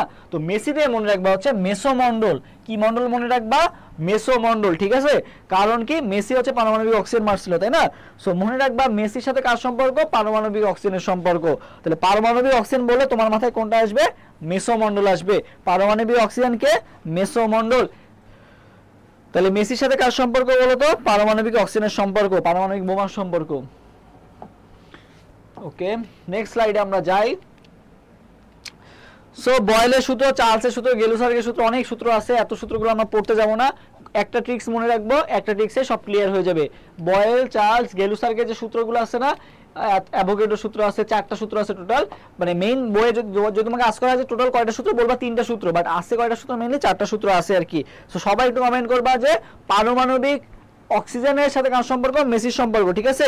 তাহলে পারমাণবিক অক্সিজেনের সাথে কার সম্পর্ক, মেসি। পারমাণবিক অক্সিজেন মানে কি বলো তো, মেসি। এটা সবাই কমেন্ট করো, মেসি। আচ্ছা, সো দেখো এই সূত্রগুলা সহজ, আমি তোমাদের একটা বলে দিচ্ছি, খুব সহজে মনে রাখতে পারবা। সো দেখো কার কার সূত্র আছে, বয়েলের সূত্র আছে, হ্যাঁ মেসির সম্পর্ক, ঠিক আছে। তো দেখো কার কার ফর্মুলা আছে বলো তো, বয়েল আছে, চার্লস আছে, ঠিক আছে, আরেকটা কি আছে বলো তো, গেলুসার্গ আছে, ঠিক আছে, গেলুসার্গ আছে, বয়েল, চার্লস, গেলুসার্গ, এই 3টা সূত্রই মেইন। অ্যাভোগাড্রোর সূত্রটা তোমরা এমনি পারবা, অ্যাভোগাড্রোর সূত্র পরে। তো বয়েল, চার্লস, গেলুসার্গের যে সূত্রটা আছে, হ্যাঁ পারমাণবিক oxygen, Messi. Farzana Khatun comment করছে, অদিতা ইসলাম কমেন্ট করছে, ওকে। সো দেখো বয়েল, চার্লস এবং গেলুসার্গের যে সূত্রটা আছে না, এটা মনে রাখার একটা ট্রিক্স বলে দিই। সো তোমরা তো সবাই জানো যে আদর্শ গ্যাসের ফর্মুলা কি, পিভি ইকুয়াল টু এনআরটি। এটা তোমরা জানো না যে আদর্শ গ্যাসের formula PV equal two nRT? এটা কিন্তু তোমরা জানো যে আদর্শ গ্যাসের ফর্মুলা কি, পিভি ইকুয়াল টু এনআরটি। তো দেখো এখানে আর কিন্তু সবসময় কি বলতো, ধ্রুবক। আর হচ্ছে কি গ্যাসীয় ধ্রুবক না, ওটা তো চেঞ্জ হয় না, তাই না? মানে ওটা হচ্ছে একক ওয়াইজ চেঞ্জ হয়, বাট এমনি কিন্তু চেঞ্জ হয় না। সো আর একটা ধ্রুবক, এন হচ্ছে মোল সংখ্যা, এটাকে আমরা কি করে ধরে নিব বলতো, স্থির ধরে নিব। বাকি থাকলো কি পি ভি, আর কি বাকি থাকলো বলতো, টি বাকি থাকলো। কে বাকি থাকলো, পি ভি আর টি বাকি থাকলো, ওকে, পি ভি আর টি বাকি থাকলো। সো তোমাকে একটা কাজ করতে হবে কি, একটা স্থির রেখে, তাহলে 3টা রাশি তোমার বাদ আছে, তাই না? পি আর বাদ আছে, ভি বাদ আছে, আর কি বাদ আছে, টি বাদ আছে। তো তুমি কি করবা, একটা রাশি স্থির ধরে নিবা, বাকি দুইটার মধ্যে সম্পর্ক বের করবা। সো তোমাকে আগে জানতে হবে কোন সূত্রে কোনটা স্থির আছে। সো আগে আমরা দেখি যে স্থির কোনটা থাকে কোন সূত্রে। সো দেখো, সো মনে রাখবা বয়েলের সূত্র, মনে করো তুমি একটা ডিম বয়েল করতেছো, ঠিক আছে? মনে করো তুমি একটা ডিম মানে পানি বয়েল করতেছো, বা ওয়াটার বয়েল করতেছো, বা ডিম বয়েল করতেছো। তো এক্ষেত্রে তোমার কি লাগবে, এক্ষেত্রে কি তোমার চাপ লাগবে, এক্ষেত্রে কিন্তু তোমার চাপ লাগবে না, এক্ষেত্রে কি লাগবে তোমার, মেইনলি তাপমাত্রা লাগবে। কি লাগবে, তাপমাত্রা। তুমি এত তাপমাত্রা দিলেই তো ওইটা বয়েল হওয়া শুরু হবে, তাই না? তাহলে তোমার কি লাগবে, তাপমাত্রা লাগবে, ওকে। তাহলে মনে রাখবা বয়েলের সূত্রে যেটা স্থির, বয়েল করতে গেলে আমাদের কি লাগে, তাপমাত্রা লাগে। তাহলে বয়েলের সূত্রে স্থিরকে তাপমাত্রা স্থির, বয়েলের সূত্রে কে স্থির, তাপমাত্রা স্থির। তাহলে সবাই কমেন্ট করো যে বয়েল করতে গেলে কি লাগে, তাপমাত্রা লাগে। বয়েল মানে কি, তাপমাত্রা। বয়েল ইকুয়াল টু টি লেখো, বয়েল কমা টি। তাহলে মনে থাকবে বয়েল করতে গেলে কি লাগে, তাপমাত্রা লাগে। তাহলে বয়েলের সূত্রে কোনটা স্থির, তাপমাত্রা স্থির। চার্লসে চ আছে, চতে চাপ, চার্লসে কি স্থির, চাপ স্থির। তাহলে চার্লসের সাথে কোনটা স্থির, চাপ স্থির। তাহলে দেখো আমার কি কি ছিল এখানে, পি ভি আর কি ছিল বলতো, এর পাশে কি ছিল, টি ছিল না? তাহলে আমার দেখো এখানে টিও স্থির করা শেষ, পিও স্থির করা শেষ। তাহলে বাকি আছে কি, খালি ভি স্থির আছে, মানে ভি স্থির করা বাকি আছে। তাহলে গেলুসার্গের সূত্রে কে স্থির, ভি স্থির, ওকে। তাহলে কি বললাম, বয়েলের সূত্রে হচ্ছে তাপমাত্রা স্থির, চার্লসের চতে চাপ স্থির, বাকি থাকলো কি আয়তন। তাহলে এটা গেলুসার্গের সূত্রে কে স্থির, আয়তন স্থির। তাহলে হয়ে গেল, স্থির আমার করা শেষ। এখন দেখো সূত্রে আসি এবার। তাহলে বয়েলের সূত্রে যেহেতু কে স্থির, তাপমাত্রা স্থির, তাহলে আমরা তাপমাত্রাটা বাদ দিয়ে দিলাম। তাহলে এই তাপমাত্রা ইকুয়াল টু কি হয়ে যাবে বলো তো, কে হয়ে যাবে, যেহেতু এটা স্থির হয়ে গেছে, তাই না? তাহলে পিভি ইকুয়াল টু কে, এটা কার ফর্মুলা হয়ে যাবে, এইটা হয়ে যাবে বয়েলের formula. PV equal to K, কার ফর্মুলা, বয়েলের ফর্মুলা। এখান থেকে কি আসতেছে বলো তো, P1 V1 ইকুয়াল টু কি বলো তো, P2 V2। এটা হচ্ছে বয়েলের ফর্মুলা হয়ে গেল। তো বয়েলের ফর্মুলা শেষ, যেহেতু এখানে টি স্থির, তাহলে টি বাদ বাকি যেটা আছে সেটার মধ্যে সম্পর্ক বের করলাম। এরপর দেখো চার্লসের সাথে কে স্থির, চাপ স্থির, তাহলে চাপ বাদ। তাহলে বাকি থাকলো কে বলতো, ভি আর কি বলতো, এই পাশে কি ছিল, এই পাশে ছিল টি। তাহলে ভি আর টির মধ্যে সম্পর্ক, তাই না? তাহলে তুমি টিটাকে এই পাশে নিয়ে আসো, V by T equal to কি হয়ে গেল বলো তো, কে হয়ে গেল। তাইলে তুমি চার্লসের সাথে কি লিখতে পারো, V1 by T1 equal to কি লিখতে পারো বলো তো, V2 বাই T2। এটা কার ফর্মুলা হয়ে গেল, চার্লসের ফর্মুলা হয়ে গেল। এরপর দেখো গেলুসার্গের সূত্রে কে স্থির, ভি স্থির ছিল। তাহলে তুমি যদি এই সব ফর্মুলার দিকে তাকাও, ভির সাথে, তাহলে তুমি এখানে কে স্থির, ভি স্থির। তাহলে তোমার এখানে সম্পর্ক বের করতে হবে কার কার মধ্যে, পি আর টির মধ্যে। কার কার মধ্যে, এই পি আর এই টির মধ্যে সম্পর্ক বের করবা। তাহলে পি সমান সমান টি আছে, তাই না? তুমি যদি এখান থেকে আনো, তাহলে P by T equal to কি আসবে বলো তো, এই পাশে কে হয়ে যাবে। তাহলে কি আসবে, P1 by T1 equal to কি আসবে বলো তো, P2 বাই T2 তোমার কিন্তু সূত্র মুখস্থ করা লাগতেছে না, তুমি আদর্শ গ্যাসের ফর্মুলাটা মনে রাখবা আর এইটা হয়ে গেলে কিন্তু ক্লিয়ার হয়ে যাবে। সো সবাইকে এটা বুঝতে পারছো, এই তিনটা সূত্র কি মুখস্থ রাখতে মানে বুঝতে পারছো যে কি ট্রিক্সটা দিলাম, ট্রিক্সটা কি সবাই মনে রাখতে পারবা? যদি মনে রাখতে পারো বা বুঝে থাকো সবাই একটু কমেন্ট করবা যে ক্লিয়ার, যদি বুঝতে পেরে থাকো সবাই একটু কমেন্ট করবা যে হ্যাঁ ক্লিয়ার বুঝতে পারছি আর কি, ক্লিয়ারটা একটু কমেন্ট করলেই হবে, তাহলে বুঝবো যে তোমরা এটা বুঝতে পারছো এই টেকনিকটা। তোমাদের কিন্তু সূত্র আলটিমেটলি মুখস্থ করা লাগতেছে না, তোমরা যদি আদর্শ গ্যাসের ফর্মুলা জানো আর কোনটা স্থির জানো তাহলে কিন্তু খুব সহজেই সূত্র নিজেই বের করে ফেলতে পারবা, ঠিক আছে? সাইনামণি বলছে জি ভাইয়া বুঝতে পারছি, ওকে ঠিক আছে থ্যাংক ইউ, বাকিরাও আশা করি বুঝতে পারছো। আচ্ছা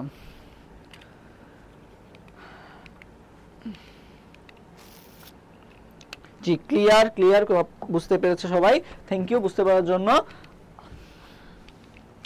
তারপর দেখে যে বয়েলের সূত্র, চার্লসের সূত্র আমরা এত না পড়ে আমরা একবারে পড়ে ফেললাম তিনটা সূত্র, আর কোনো ইয়া নাই। আচ্ছা এরপর দেখো এই যে গ্যাস ধ্রুবক, সার্বজনীন গ্যাস ধ্রুবকের কিছু মান আছে। তো সার্বজনীন গ্যাস ধ্রুবকের মানগুলো কি কি দেখো, সার্বজনীন গ্যাস ধ্রুবক যেগুলো আছে আর কি, ওকে। তো দেখো সার্বজনীন গ্যাস ধ্রুবক যেটা মনে রাখবা, এসআই একক কোনটা, এসআই এককে সার্বজনীন গ্যাস ধ্রুবকের মান হচ্ছে 8.314, কোনটা 8.314 হচ্ছে এসআই এককের মান, সবাই একটু কমেন্ট করে ফেলো এসআই এককের মানটা একটু কমেন্ট করে ফেলো 8.314। আচ্ছা লিটার অ্যাটমসফিয়ার এককে কোনটা, 0.0821, লিটার অ্যাটমসফিয়ার এককে কোনটা 0.0821, এসআই তে কোনটা 8.314। এখন দেখো সিজিএস আর এসআই সেম, সিজিএস আর এসআই কি পুরাপুরি সেম, জাস্ট কি হবে এসআই তে যেটা পড়ছো সেটার সাথে জাস্ট 10 টু দি পাওয়ার 7টা গুণ হবে, কি গুণ হবে বলো তো, জাস্ট 10 টু দি পাওয়ার 7টা গুণ হবে, যা পড়ছো তার সাথে জাস্ট কি গুণ হবে, এসআই এর সাথে 10 টু দি পাওয়ার 7টা গুণ হবে। আচ্ছা এরপরে আসো ক্যালোরি একক, ক্যালোরি একক, এরপর ক্যালোরি এককে আসো, কোন এককে, ক্যালোরি একক। সো ক্যালোরি একক খুবই সহজ, 1.987, উল্টা যাবা 9 এর আগের সংখ্যা কত 8, 8 এর আগের সংখ্যা কত বলতো 7, তাহলে 1.987, ঠিক আছে 1.987, ঠিক আছে 1.987। সবাই একটু ক্যালোরি এককের নামটা কমেন্ট করে ফেলো, তো ক্যালোরি এককের মানটা কমেন্ট করে ফেলো, 1.987 কত 1.987।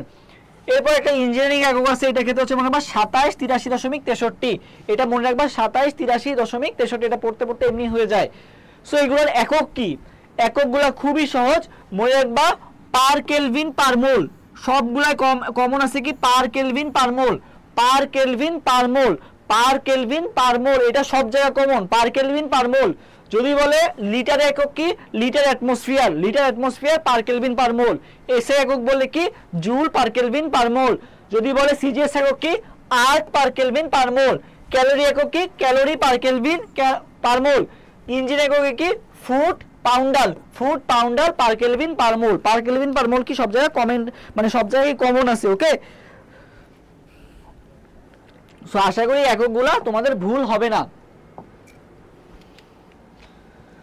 সো যেটা বললাম যাদের বই নাই, এই যে এক্সট্রা ইনফরমেশন কিছু দিলাম আগে, সেগুলো সব জয়কলি বিচিত্রা বইটায় পেয়ে যাবা। বিগত বছরে দেখো 23-24 সালে 60টার মধ্যে থেকে 59টা কমন আসছে, মানে এমসিকিউ যে 60টা আসে, তা 22-23 সালে 60টাই কমন আসছে, তারপর 21-22 সালে কিন্তু 60টাই কমন আসছে আর কি। সো কমনের হার কিন্তু অনেক বেশি। সো তোমরা যারা কেন নয় দ্রুত আর কি এই বইগুলো কিনে ফেলো। মেইনলি রিটেন বিজ্ঞান যে বইটা আছে এই বইটা কিন্তু রিটেনের সাজেশন দেওয়া আছে। তো যারা ঢাকা ইউনিভার্সিটিতে এই ইউনিট এক্সাম দিবা বা অন্যান্য ইউনিট এক্সাম দিবা যেখানে রিটেন আছে আর কি সবগুলাতে, সে তো সবাই চেষ্টা করবা রিটেনে ভালো করার জন্য রিটেন বিজ্ঞান বইটা দ্রুত কিনে ফেলবা। সো সবাই 9 নম্বর কোশ্চেনের আনসার দিয়ে দাও দ্রুত। 9 এর আনসার কোনটা হবে? সবাই 9 নম্বর কোশ্চেনের আনসার দিয়ে দাও এবার। যে 9 এর আনসার কোনটা হবে সবাই একটু দ্রুত আনসার দাও তো। 9 নম্বর কোশ্চেনের আনসার কোনটা হবে? যে কি বলা হয়েছে কোশ্চেনটা, কি অবস্থায় বাস্তব গ্যাস আদর্শ গ্যাসের সমীকরণ অনুসরণ করে? বাস্তব গ্যাস আদর্শ গ্যাসের সমীকরণ অনুসরণ করবে কোন অবস্থায়? তো মনে রাখবা বাস্তব গ্যাসের মধ্যে বুঝছো আকর্ষণ বিকর্ষণ আছে, তারপর আদর্শ গ্যাসের মধ্যে কিন্তু এরকম আকর্ষণ বিকর্ষণ বলে কিছু নাই, বাস্তব গ্যাসের মধ্যে কিন্তু আকর্ষণ বিকর্ষণ আছে। তো মনে করো একটা জিনিস এইখানে আছে, মানে এইটুকু একটা পাত্র, এখন তুমি কি করলা এইটার মধ্যে কি আকর্ষণ বিকর্ষণ আছে, যে অন্যগুলোর মধ্যে আকর্ষণ বিকর্ষণ আছে, বাট তুমি কি করলা এই পাত্রটাকে বড় বানাই দিলা, ঠিক আছে, পাত্রটা বড় বানাই দিয়ে এরকম দূরে দূরে পাঠাই দিলা। তো পাত্রটা যখন বড় বানাই দিলা তো তখন কি হইলো, আগে যে আকর্ষণ বিকর্ষণটা ছিল এখন কি হলো, এটা আরো কমে গেল না, কি হয়ে গেল, কমে গেল। সো তোমার যখন এই আয়তনটা তোমার যদি বাড়াইতে হয়, এই ছোট জায়গা থেকে যদি আয়তনটা বাড়ায় বড় করতে হয়, সেক্ষেত্রে তোমার কি লাগে বলতো, তাপমাত্রা কি করা লাগে, বাড়ানো লাগে। তাপমাত্রা কি করা লাগে বলতো, বাড়ানো লাগে, তাই না? আর চাপ কি করা লাগে বলতো, এখানে চাপটা কি ছিল, বেশি ছিল, এখানে কি চাপটা কম না? তাহলে তাপমাত্রা হচ্ছে বাড়ানো লাগে, আর চাপ কি করা লাগে বলতো, কোন সাউন্ড হচ্ছে, এখানে কি চাপটা কম না? তাহলে তাপমাত্রা হচ্ছে বাড়ানো। আচ্ছা সাউন্ড এখন, আচ্ছা তো মনে হয় তাপমাত্রা কি করতে হবে, বাড়াইতে হবে, আর চাপ কি করতে হবে, কমাইতে হবে। যখন তোমার কি হবে যে বাস্তব গ্যাস থেকে আদর্শ গ্যাসে রূপান্তর করতে গেলে এই কাজটা আমাদের করা লাগবে। উচ্চ তাপমাত্রার কি বলতো, নিম্নচাপ। সো এটা হচ্ছে তোমাদের থিওরিটিক্যাল ব্যাখ্যা ছিল, বাট মেইনলি যেটা মনে রাখবা, একটা ওয়ার্ড মনে রাখবা, সেটা হচ্ছে উতা নিচা। কি মনে রাখবা, উতা নিচা। এই ওয়ার্ডটা একটু ফানি, এই জন্য মনে থাকবে ভালো, উতা নিচা। সবাই একটু আমার সাথে সাথে কমেন্ট করে ফেলো, মুখে মুখে উচ্চারণ করো, উতা নিচা। এরকম সবাই দ্রুত কমেন্ট করে ফেলো যে আদর্শ গ্যাস বানানোর ফর্মুলা কি, উতা নিচা। সবাই একটু কমেন্ট করে ফেলো তো দ্রুত, উতা নিচা, উতা নিচা। একটু সবাই দ্রুত কমেন্ট করে ফেলো তো, উতা নিচা। একটু সবাই দ্রুত কমেন্ট করে ফেলো, উতা নিচা। আমিও কমেন্ট করছি, তোমরা দ্রুত কমেন্ট করে ফেলো, উতা নিচা। এটা কিসের ফর্মুলা, আদর্শ গ্যাসের রূপান্তরের ফর্মুলা। তো উতা নিচাতে কি হলো, উতে হচ্ছে উচ্চ তাপ, আর নিতে হচ্ছে কি নিম্ন, চাতে হচ্ছে চাপ। তাহলে উচ্চ তাপ এবং নিম্ন চাপ দিলেই কি হবে, তোমার হচ্ছে সেটা কিসে পরিণত হবে, উচ্চ তাপমাত্রা ও নিম্ন চাপে সেটা কিসে পরিণত হবে, আদর্শ গ্যাসে পরিণত হবে আর কি। তাহলে কি তো যেটা বললাম সেটা হচ্ছে উতা নিচা, উঁচা নিচা না, উতা নিচা। উতা এটা হচ্ছে ত, ঠিক আছে, এটা হচ্ছে ত, এটা উঁচা নিচা না, উতা নিচা, ঠিক আছে, উতা নিচা।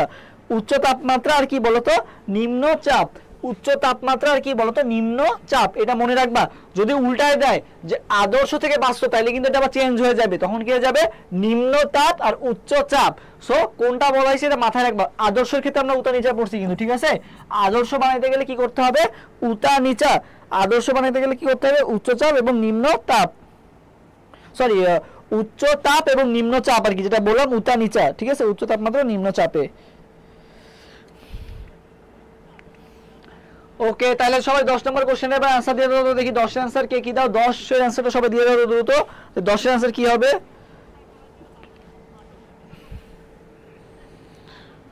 সবাই 10 নম্বর কোশ্চেনের आंसर দিয়ে দাও তো, যে 10 এর आंसर কি হবে।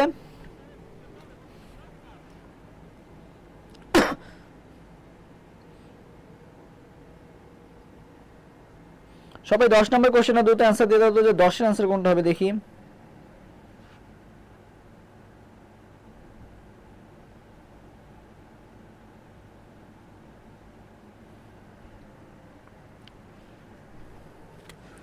দেখো 10 নম্বরটায় বলা হয়েছে কোন অবস্থায় আদর্শ আচরণে একটা গ্যাসের সবচেয়ে বেশি বিচ্যুতি ঘটে। তার মানে এখন কি আদর্শ গ্যাসে পরিণত হচ্ছে না, এখন তার মানে কিসে পরিণত হচ্ছে, বাস্তব গ্যাসে পরিণত হচ্ছে।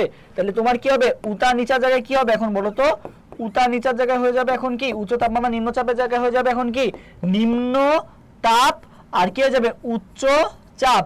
নিম্ন তাপ উচ্চ চাপ হয়ে যাবে, কারণ এখন আদর্শ আচরণ থেকে বিচ্যুত। তাহলে নিম্ন তাপে আমরা কি বলি, লো টেম্পারেচার, লো টেম্পারেচার, ঠিক আছে। আর একটা কি উচ্চ চাপ, তাহলে লো টেম্পারেচার কোথায় আছে, এ বি তে আছে আর ডি তে আছে, তাই না, বি তে আছে আর ডি তে আছে। এখন নিম্ন তাপমাত্রা গেল, এখন কি উচ্চ চাপ হইতে হবে। উচ্চ চাপ কোনটা আছে, এটা লো, এটা কি হাই, তাহলে কোনটা হবে, आंसर হবে ডি নাম্বারটা। 10 এর आंसर কোনটা হবে, তাহলে 10 এর आंसर কোনটা হবে, ডি নাম্বারটা হবে। এরপর দেখো 11 নম্বর কোশ্চেনে কি বলছে, 11 নম্বর কোশ্চেনটা, ইসি তাপমাত্রায় গ্যাসের চাপ বাড়ালে ঘনত্বের মান কিরূপ হয়। তুমি কি করতেছো, গ্যাসের চাপ বাড়াচ্ছ। সো এটা এত থিওরিটিক্যাল ব্যাখ্যায় আমরা যাব না, সহজ হিসাব মনে রাখো যে একটা পাত্র এরকম বড় আছে, ঠিক আছে, এত বড় একটা পাত্র, তাহলে এই পাত্রের কি, এই পাত্র আর একটা হচ্ছে এই পাত্র, ছোট একটা পাত্র। তাহলে এই বড় পাত্রে ঘনত্ব বেশি থাকবে নাকি ছোট পাত্রে ঘনত্ব বেশি থাকবে বলো তো, স্বাভাবিকভাবে ছোট পাত্রে ঘনত্ব বেশি থাকবে, তাই না। সো তুমি এই বড় একটা পাত্রকে যখন একটা ছোট একটা পাত্রে রূপান্তর করবা, সো আগে মনে করো এখানে 5টা অণু ছিল, 5টা অণু ছিল বা 4টা অণু ছিল, সেই 4টা অণু যখন এখানে চলে আসবে তখন কি ঘনত্বটা কি বাড়তেছে না। তাহলে চাপ বাড়ালে ঘনত্ব কি হয় বলো তো, চাপ বাড়ালে ঘনত্ব কি হয় বলো তো, চাপ বাড়লে ঘনত্ব কিন্তু বাড়ে, ঠিক আছে, চাপ বাড়লে ঘনত্ব কি হবে, বাড়বে। তাইলে এখানে কি হবে, গ্যাসের চাপ বাড়লে ঘনত্ব কি হবে বলো তো, বাড়বে। তাহলে অ্যান্সার কোনটা হবে, চাপ বাড়লে ঘনত্ব কি হবে বলবো তো, বাড়ে। তাহলে অ্যান্সার কি হবে, 11 অ্যান্সার হবে এ নাম্বারটা। 11 অ্যান্সার কোনটা হবে, এ নাম্বারটা। ওকে, এরপরে 12 নাম্বারটা এসে দেখি, 12 নাম্বারটা অ্যান্সার দাও তো, যে 8 গ্রাম হিলিয়ামের জন্য আদর্শ গ্যাসের সমীকরণ কোনটা। 8 গ্রাম হিলিয়াম, 8 গ্রাম হিলিয়ামের জন্য, 8 গ্রাম হিলিয়ামের জন্য আদর্শ গ্যাসের সমীকরণ কোনটা।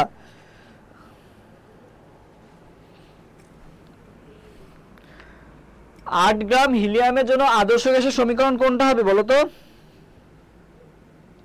12C। আচ্ছা, বাকিরা আনসার দাও দ্রুত।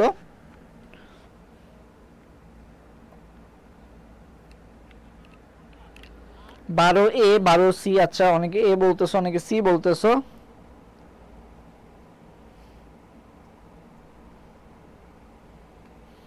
আচ্ছা, তো দেখো এ হওয়ার কারণ কি, 8 গ্রাম। ওকে, আচ্ছা, সো দেখো আমরা জানি কি পিভি ইকুয়াল টু কি, এন আর টি।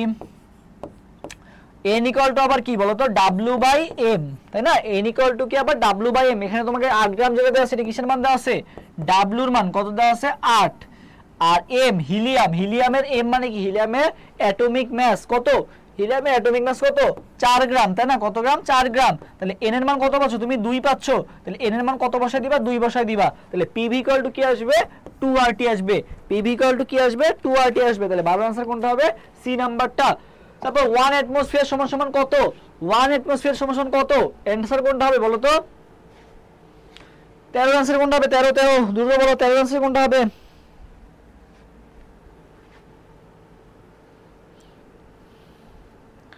বারো সি, তিথি মজুমদার কমেন্ট করছে, নুসরাত নাদিয়া কমেন্ট করছে, একে ফাইম কমেন্ট করছে সি। এ না, একজন কমেন্ট করছে এ, এ না, সি হবে অ্যানসার। ওকে,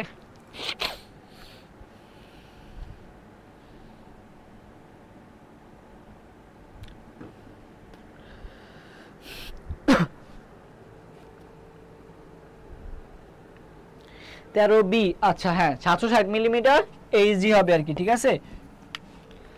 ওকে, কোন তাপমাত্রায় গ্যাসের আয়তন মাপা যাবে না, এটা দেখি তো, কোন তাপমাত্রায় গ্যাসের আয়তন মাপা যাবে না বলো তো, কোন তাপমাত্রায় গ্যাসের আয়তন মাপা যাবে না, কোন তাপমাত্রায় গ্যাসের আয়তন মাপা যাবে না। 14 নম্বর অ্যানসার কি হবে, কোন তাপমাত্রায় গ্যাসের আয়তন মাপা যাবে না।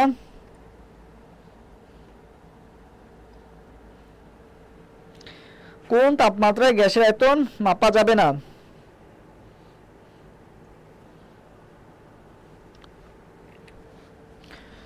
জিরো কেলভিন তাপমাত্রায় কি করা যাবে না, গ্যাসের আয়তন মাপা যাবে না, ঠিক আছে। 0 কেলভিন তাপমাত্রায় কি হয় না, গ্যাসের আয়তন মাপা যাবে না। আচ্ছা, কোনটা চার্লসের সূত্র, এটা সবার পারা যায়, এটা একটু শিখে আসছি, কোনটি চার্লসের সূত্র। সবাই 15 নম্বর কোশ্চেন দুটো অ্যানসার দাও তো, যে 15 আনসার কোনটা হবে, না 14 আনসার ডি বলছো, ডি হবে না।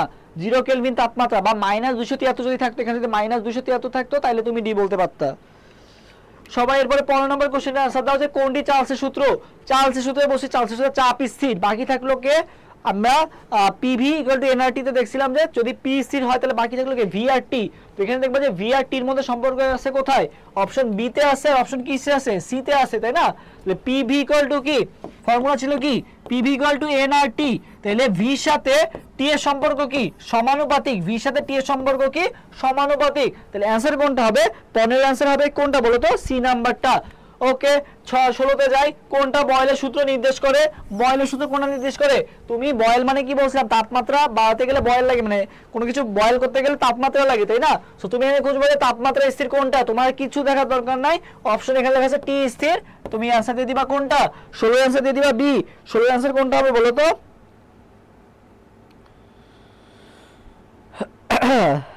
হ্যাঁ, 16 অ্যানসার কোনটা হবে বলো তো, 16 অ্যানসার হয়ে যাবে কি, বি নাম্বারটা। Okay, 16 answer B. Okay, thank you. এরপর দেখো ক্যালোরি এককে আর এর মান 17 নাম্বার, সবাই দ্রুত দ্রুত অ্যানসার দিয়ে ফেলো। 16 17, এবার 17 নম্বরে অ্যানসার দিয়ে ফেলো দ্রুত। 17 অ্যানসার কোনটা হবে, 17 অ্যানসার, 17, সবাই দ্রুত কমেন্ট করো, দ্রুত দ্রুত। 17 অ্যানসার কোনটা হবে, আমরা ক্লাসের প্রায় শেষ পর্যায়ে, সবাই 17 নম্বর কোশ্চেনের অ্যানসার দাও।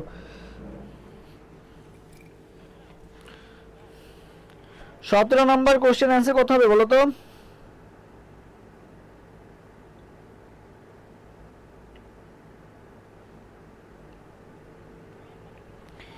একটু আগে শিখে আসছিলাম যে ক্যালোরি এককে আর এর মান কি পড়ছিলাম 1.987 বলছিলাম না ক্যালোরি এককে আর এর মান, তাহলে কত হবে 1.987, কত হবে 1.987, সঠিক आंसर কোনটা হবে ডি নাম্বারটা হবে। ওকে, এরপর দেখো আমাদের জাস্ট একবার আমরা একটু ইয়ার করে যাই যে বর্গমূল গড় বর্গবেগ, সবাই জানো বর্গমূল গড় বর্গবেগের ফর্মুলা কি c = 3rt/m, বর্গমূল গড় বর্গবেগের ফর্মুলা কি c = 3rt/m, ঠিক আছে। আর গড় বেগের ফর্মুলা কি √8rt/m, √8rt/m, এগুলা ভুল করা যাবে না, ঠিক আছে। গড় বেগ বললে কি √8rt/m, আর বর্গমূল গড় বর্গবেগ বললে কি হবে √3rt/m। এখন আমরা যেটা জানি না সেটা হচ্ছে সম্ভাব্যতম বেগের ফর্মুলা কি জানি না। তো দেখো সম্ভাবনা কি হয়, এই যে মনে করো আমি একটা ম্যাচ খেলতেছি, এই ম্যাচে মেইনলি কি হয় ড্র বাদ দিয়ে এমনি কি হয় হারবো না হয় কি বলতো জিতবো। আমরা ওই যে এসএসসি বা এইচএসসি তে আমরা কি সম্ভাবনার ম্যাথ করে আসছি না, হয় ট্রু নাহলে কি ফলস বা এরকম কিছু একটা হবে, তাই না। এর বেশি এর বাইরে তো আর কিছু না, তাই না, হয় সত্য না হয় মিথ্যা এরকমই। সো সম্ভাবনা কয়টা জিনিস হয় বলো তো, দুইটা জিনিসের হয়, হয় সত্য না হয় মিথ্যা, বা ট্রু নাহলে ফলস। তো এখানে মনে রাখবা কি √, যেটা সম্ভাব্যতম বেগে কি আছে 2 আছে, কি আছে 2 আছে। সো √, কি হবে খুবই সহজ, √2rt/m, এটা হচ্ছে কার ফর্মুলা সম্ভাব্যতম বেগের ফর্মুলা। সো সবাই একটু, আচ্ছা সুমাইয়া ইসলাম স্নেহা কমেন্ট করছে যে ফার্স্ট অংশ ক্লাস করতে পারে নাই, আচ্ছা ব্যাপার না, তুমি ক্লাসটা করে নিও আর কি। আর তোমাদের কারো যদি কোনো কোশ্চেন থাকে আর কি তোমরা আর কি আমাদের জয়কলি যে গ্রুপটা আছে গ্রুপটাতে তোমরা তোমাদের অ্যান্সার জানাইতে পারো বা কোশ্চেন থাকলে জানাইতে পারো। তো দেখো তো গ্রুপটা ঠিকমতো দেখা যাচ্ছে নাকি, আর জয়কলি এই যে গ্রুপটা আছে এই গ্রুপটা সবাই একটু অ্যাড হয়ে যাওয়া দ্রুত।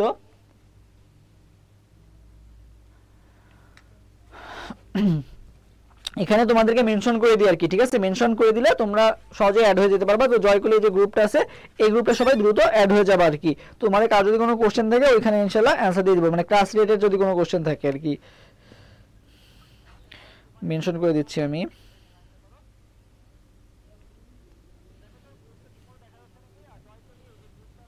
ওকে, হ্যাঁ হ্যাঁ আমি অ্যাড করে দিছি, দেখো জয়কলি টার্গেট সেকেন্ড টাইম যে গ্রুপটা দিছি ওই গ্রুপটা সবাই অ্যাড হয়ে যাবে। ফার্স্ট টাইম মারা যুক্ত হতে পারবে না এমন না, সবাই যুক্ত হতে পারবা, প্যারা নাই। আচ্ছা এরপর দেখো 18 নম্বর কোশ্চেনের आंसर সবাই দ্রুত দিয়ে দাও, নিচের কোন ক্ষেত্রে ব্যাপন হার সর্বাধিক হবে, এই কোশ্চেনটা আজকে পাওয়া চাই সবার। 18 নম্বর কোশ্চেনটা, হ্যাঁ সবাই 18 নম্বর কোশ্চেনটা অ্যানসার দিয়ে দাও দ্রুত। 18 নম্বর আমাদের টাইম নাই বেশি, দ্রুত অ্যানসার দিয়ে দাও 18 নম্বর কোশ্চেনটা। আচ্ছা একজন বলছে এখন একটু অ্যাড করে দেন, তুমি রিকোয়েস্ট দিয়ে দাও ইনশাআল্লাহ অ্যাড হয়ে যাবে, সমস্যা নাই। নিচের কোন ক্ষেত্রে ব্যাপন হার সর্বাধিক, সবাই একটু এটার অ্যানসার দাও দ্রুত করে ফেলো তো দেখি, এটা 18 নম্বর কোশ্চেনের অ্যানসার কোনটা হবে, 18 অ্যানসার কোনটা হবে, 18 নম্বর কোশ্চেনের অ্যানসার দিয়ে দাও সবাই যে কোন ক্ষেত্রে ব্যাপন হার সর্বাধিক হবে, কোন ক্ষেত্রে ব্যাপন হার সর্বাধিক হবে। সো দেখো ব্যাপন হার আমরা জানি কি ফর্মুলা কি r1/r2 = কি √m2/m1, মানে হচ্ছে মনে করো একটা ভারী একটা বস্তু, একজন মোটা একটা মানুষ আর একজন হচ্ছে চিকন মানুষ, কে আগে দ্রুত দৌড়াবে বলো তো, যে চিকন সে আগে দৌড়াবে না, তার মানে কি করার ক্ষেত্রে সেম একই কাহিনী, যে মোটা তার একটু কি ব্যাপন হার কি কম হবে, আর যে চিকন বা যার ওয়েট কম সে কি দ্রুত যেতে পারবে আর কি।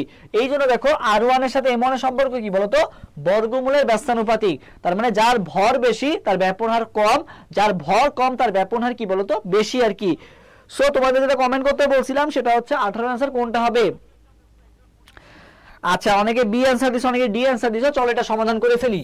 সো দেখো ফার্স্টে কি বলা হয়েছে, নিচের কোন ক্ষেত্রে ব্যাপন হার কি বলা হয়েছে সর্বাধিক বলা হয়েছে, তাই না, কোন ক্ষেত্রে কি বলা হয়েছে ব্যাপন হার সর্বাধিক। ওকে হ্যাঁ কনফিউশন আছে ভাইয়া, ওকে কনফিউশনটাই দূর করব। দেখো এখানে কি কি আছে, কার্বন মনোক্সাইড আছে আর কি আছে নিয়ন আছে, ঠিক আছে, কার্বন মনোক্সাইড আছে আর কি আছে বলতো নিয়ন আছে আর কি, কার্বন মনোক্সাইড আর কি আছে নিয়ন আছে, তাই না। আচ্ছা সো দেখো এখানে কি আছে 5 degree Celsius 35 degree Celsius, 5 degree Celsius 35 degree Celsius. So এখানে সেলসিয়াসের একটা বিষয় আছে। সো আগে আমাকে জানতে হবে ব্যাপন হারের সাথে তাপমাত্রার সম্পর্কটা কি। তো তুমি যদি চিন্তা করো যে একটা আমরা জানি কি ইকে ইকুয়াল টু কি জানি, একটা ফর্মুলা জানি না যে গতিশক্তি ইকে ইকুয়াল টু কি 3/2 nRT, এটা তো আমরা সবাই কম বেশি জানি, মানে গতিশক্তির সাথে তাপমাত্রার সম্পর্ক কি বলতো সমানুপাতিক। তার মানে তুমি যখন তাপমাত্রা বাড়াচ্ছ তখন অণুগুলোর মধ্যে কি বাড়তেছে বলো তো? সংঘর্ষ বাড়তেছে। অণুগুলোর মধ্যে কি বাড়তেছে? সংঘর্ষ বাড়তেছে। সো ফার্স্টে আমরা টেম্পারেচারের দিকে তাকাবো। সো টেম্পারেচার কি কি আছে? 5 আছে আর 35 আছে। সো কোন টেম্পারেচারে, মনে করো যেখানে টেম্পারেচার বেশি সেটাই কি হবে? তোমার দ্রুত অণুগুলা কি হইতে পারবে? ফাস্ট মুভ করতে পারবে, তাই না? সো আমাকে আগে দেখতে হবে 5 আর 35 এর মধ্যে কোনটা আমি সিলেক্ট করব? 35 সিলেক্ট করব। সো 35 অপশনে কয়টা আছে? দুইটা আছে। একটা আছে 35 এ নিয়ন আর একটা আছে 35 এ কি আছে বলো তো? কার্বন মনোক্সাইড আছে। একটা আছে নিয়ন আর একটা কি? কার্বন মনোক্সাইড আছে। সো কোনটার ব্যাপনার কি বলছে বলো তো? সর্বাধিক বলছে। সো কার্বন মনোক্সাইডের ভর কত? কার্বনের ভর কত? 12 আর মনোক্সাইড মানে অক্সিজেন, কার্বন মনোক্সাইড কি? CO আর অক্সিজেন কত বলো তো? 16। তাহলে দুইটা মিলে কত হইলো? 28 হইলো। আর 35 ডিগ্রি সেলসিয়াসে কি আছে? নিয়ন আছে। হিলিয়াম নিয়ন, নিয়ন কত? 10 না? তাহলে ওর পারমাণবিক ভর ধরলাম কত বলো তো? 20। তাহলে কি ধরলাম? 20। তাহলে বলছি কোনটার ব্যাপনার কি? সর্বাধিক। তাহলে সর্বাধিক যদি ব্যাপন হয়, কার ব্যাপন হার বেশি হবে? যার, একটু আগে বললাম কি ব্যাপন হার বেশি হবে কার? যার ভর কম নাকি ভর বেশি? যার ভর কম। তাহলে এখানে কে আগে হবে বলো তো? নিয়ন আর কার্বন মনোক্সাইডের মধ্যে কার ভর কম? নিয়নের ভর কম। তাহলে ব্যাপন হার সর্বাধিক হবে কার? নিয়নের হবে। কার হবে? নিয়নের হবে। তাহলে 18 আনসার কোনটা হবে? ডি নাম্বারটা হবে। 18 আনসার কোনটা হবে? ডি নাম্বারটা। সবাই কি এটা বুঝতে পারছো? যদি বুঝতে পেরে থাকো সবাই একটু কমেন্ট করবে যে হ্যাঁ ক্লিয়ার। সবাই একটু কমেন্ট করবে যে ক্লিয়ার। ওকে, তারপর দুটি গ্যাসের গতিশক্তি কখন সমান হয়? আমরা জানি গতিশক্তির ফর্মুলা কি? E= 3/2 nRT। তার মানে যদি এখানে গতিশক্তি ডিপেন্ড করে তাহলে দুইটা জিনিসের উপর, মানে আর তো ধ্রুবক, তাহলে n আর t এর উপর ডিপেন্ড করে, তাহলে তাপমাত্রার উপর ডিপেন্ড করে আর কিসের উপর ডিপেন্ড করে? মোল সংখ্যার উপর। তাহলে এখানে অপশনে কোনটা আছে? তাপমাত্রা আছে। তাহলে 19 এর आंसर কোনটা হবে? 19 এর आंसर হবে, আনিকা ফিন কমেন্ট করছে ক্লিয়ার। Okay, thank you. 19 এর आंसर হবে কোনটা? সি নাম্বারটা। লাস্ট কোশ্চেন 20 নাম্বারটা। কোন গ্যাসটির ব্যাপন হার কি হবে? বেশি হবে। কোন গ্যাসটির ব্যাপন হার বেশি হবে বলো তো? সবাই 20 নাম্বার কোশ্চেনের आंसर দাও। 20 এর आंसर কোনটা হবে?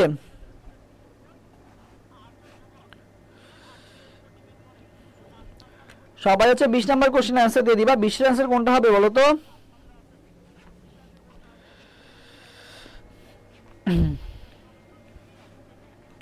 সবাই 20 নাম্বার কোশ্চেনের आंसर দ্রুত দিয়ে দিবা। আর যেটা বললাম যে তোমরা যে গ্রুপটা আছে গ্রুপটাতে অ্যাড হয়ে যাবা। তোমাদের কারো কোনো কোশ্চেন থাকলে ওইখানে ইনশাআল্লাহ आंसर দিয়ে দিব আর কি। ওকে, সবাই 20 নাম্বার কোশ্চেনটা দ্রুত आंसर দিয়ে দাও।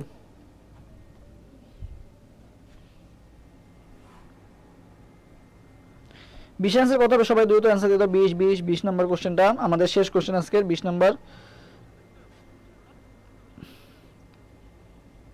20 সি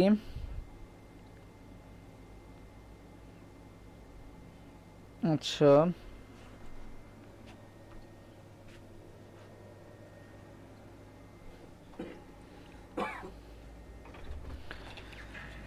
আচ্ছা তো 20 এর आंसर কোনটা বলছো তোমরা? সি বলছো আর কি। তো এটা দেখো কোনটার ব্যাপন হার বেশি। তো ব্যাপন হার বেশি কার হবে? ব্যাপন হারের সাথে ভরের সম্পর্ক কি বলো তো? ব্যস্তানুপাতিক। তাহলে ব্যাপন হার যেহেতু বেশি বলছে তাহলে ভর কি হইতে হবে? কম হইতে হবে। সো তুমি হিসাব করবা কোনটায় ভর কম। সো HCl এর ভর কত? ক্লোরিন 35.5, হাইড্রোজেন 1, তার মানে কত? 36.5। ঠিক আছে। অ্যামোনিয়ার ভর কত? 17। মিথেনের ভর কত? 16। ক্লোরিনের ভর কত? মানে Cl2 যেহেতু তাহলে 70 সামথিং হবে কি 71 হবে আর কি। সো সবচেয়ে ভর কম কার? তার ব্যাপনার কি হবে? বেশি হবে। তাহলে অ্যানসার কোনটা হবে? অ্যানসার হবে সি নাম্বারটা। অ্যানসার হবে কোনটা? সি নাম্বারটা। ওকে, আচ্ছা তারপর দেখো যে সম্ভাব্যতম বেগ, একটু আগে যেটা পড়াইছিলাম সম্ভাব্যতম বেগে কটা পড়ছিলাম যে সম্ভাবনা কয়টার মধ্যে থাকে? দুইটার মধ্যে থাকে। তাহলে অ্যানসার কোনটা হবে? √/a2 আছে কোন? এখানে 2 আছে না অপশন। তাহলে অ্যানসার কোনটা হবে? বি নাম্বারটা। আশা করি ক্লিয়ার।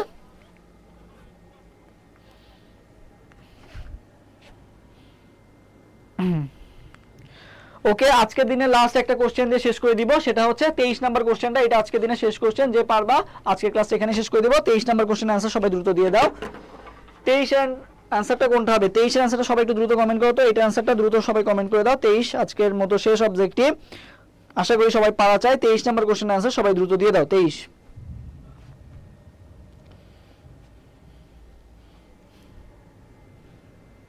23 आंसर কোনটা হবে? সবাই একটু দ্রুত কমেন্ট করো, দ্রুত आंसरটা জানাও যায়। 23 आंसर কোনটা হবে?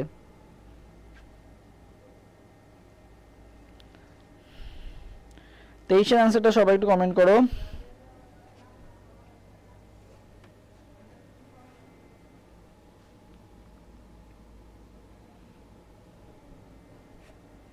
23-এর বি, আচ্ছা একজন কমেন্ট করছে 23-এর বি।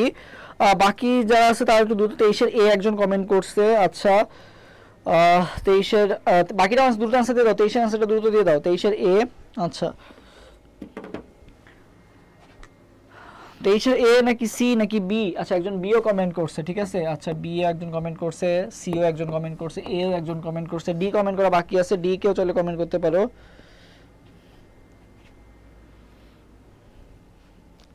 আচ্ছা তো দেখো গ্রামের মেইনলি সূত্রটা কি ছিল, ব্যাপনের r1/r2 = কি ছিল বলো তো, √m2/m1 ছিল। ওকে, সো দেখো এটার সাথে মেলে কোনটা, অপশন সি মেলে না, এটার সাথে কোনটা মেলে, অপশন সি মেলে না, তাহলে হিসাবে কিন্তু সি হওয়ার কথা, সবাই কিন্তু সি জায়গায় দিবে। বাট দেখো এখানে যে ভুলটা আছে সেটা হচ্ছে আর এর মানে আর এর সাথে এম এর সম্পর্ক কি বলতো, বর্গমূলের ব্যস্তানুপাতিক, মানে আর উপরে থাকলে এম যাবে নিচে, আর r2 নিচে আছে, সেটা এম কোথায় যাবে, m2টা উপরে যাবে আর কি। বাট এখানে যেটা করা হয়েছে দেখো, r1 এর সাথে m1 এর সম্পর্ক কি দিয়ে দিছে, বর্গমূলের ব্যস্তানুপাতিকে যায় বর্গমূলের সমানুপাতিক দিয়ে দিছে। তাহলে এই অপশনটা কিন্তু অনেকে দ্রুত দাগাইতে যে এই অপশন সিটা দাগাই দিবে, বাট না, অপশন দেখো কোনটা হবে। দেখো এই যে গুণ করে দাও, যদি r1 বাই কি আসবে বলো তো, এটা দিয়ে কোনাগুনি গুণ করে দাও, r1 √m1 = r2 √m2, এটা আসবে না। তাহলে এইটা অপশন কোনটা আছে বলো তো, অপশন এ তে আছে। তাহলে 23-এর आंसर কোনটা হবে বলো তো, এ নাম্বারটা হবে। তাহলে 23-এর आंसर কোনটা হবে, এ নাম্বারটা হবে। সো আজকের ক্লাসটা তোমরা আশা করি বুঝতে পারছো। তো সবার আজকে যে টপিকগুলো পড়লাম সব যদি ক্লিয়ার হয়ে থাকে সবাই একটু কমেন্টে জানাবে যে ক্লিয়ার। আমরা এখনই ক্লাসটা শেষ করে দিব, যে তোমাদের যদি সবকিছু ক্লিয়ার হয়ে থাকে সবাই একটু কমেন্টে জানাবে যে ক্লিয়ার। সবাই একটু জানাই দাও যে ক্লিয়ার নাকি, বা কারো কোনো কোশ্চেন থাকলে দ্রুত করে ফেলো, আমরা 1 মিনিটের মধ্যে ইনশাআল্লাহ ক্লাসটা শেষ করে দিব।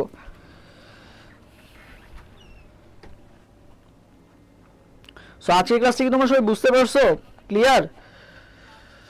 হ্যাঁ নীলুফা কমেন্ট করছে ক্লিয়ার, ফারজানা খাতুন কমেন্ট করছে ক্লিয়ার, তাসফিয়া সাইমা কমেন্ট করছে ক্লিয়ার। আমরা কিছু টপিক বাদ আছে, ওই টপিকগুলো ইনশাআল্লাহ আমরা নেক্সট ক্লাসে শেষ করে দিব এই অধ্যায়। সো আশা করি সবার কাছে ক্লিয়ার। আর তোমাদের যাদের কোনো কোশ্চেন থাকে আমরা যে গ্রুপটা লিংক দিয়ে দিলাম ওই গ্রুপটা সবাই জয়েন হয়ে যাবা। ইনশাআল্লাহ দেখা হবে নেক্সট কেমিস্ট্রি ক্লাসে আর কি। আমাদের হচ্ছে প্রতি মঙ্গলবার কিন্তু কেমিস্ট্রি ক্লাস হয় আর কি। তো কেমিস্ট্রি ক্লাসে ইনশাআল্লাহ চেষ্টা করব নেক্সট কেমিস্ট্রি ক্লাস, তোমাদের অনেকে জৈব যৌগের সমস্যা আছে, ইনশাআল্লাহ সামনে জৈব যৌগের ক্লাস আনবো। আর সবাই যে কাজটা করবা সেটা হচ্ছে যে আচ্ছা এই যে রসায়ন বিচিত্রা যে বইটা আছে আজকে যে পড়াই দিলাম, এখন তোমাদের কোশ্চেন সলভ করতে হবে। সো রসায়ন বিচিত্রা বই থেকে কোশ্চেনগুলো সলভ করবা, এবং বাকি যে বিচিত্রাগুলো আছে বায়োলজি ক্ষেত্রে বায়োলজি বিচিত্রা, গণিত ক্ষেত্রে গণিত বিচিত্রা, সবগুলাই সলভ করবা। আর মেইনলি যেটা তোমাদের বলবো, যারা ঢাকা ইউনিভার্সিটি প্রিপারেশন নিবা, রিটেনের যে বইটা আছে এই রিটেনের বইটা থেকে কিন্তু বেশি বেশি প্র্যাকটিস করবা, কারণ রিটেন অংশে তোমাদের অনেকের উইকনেস থাকে, শুধু অবজেক্টিভ ভালো করলে কিন্তু হবে না, রিটেনও ভালো করতে হবে, এবং গত বছর কিন্তু অনেক কমন পড়ছে আর কি। সো আশা করি তোমরা এগুলো বুঝতে পারবা। সো সবাইকে ধন্যবাদ, দেখা হবে ইনশাআল্লাহ নেক্সট ক্লাসে। আল্লাহ হাফেজ, আসসালামু আলাইকুম।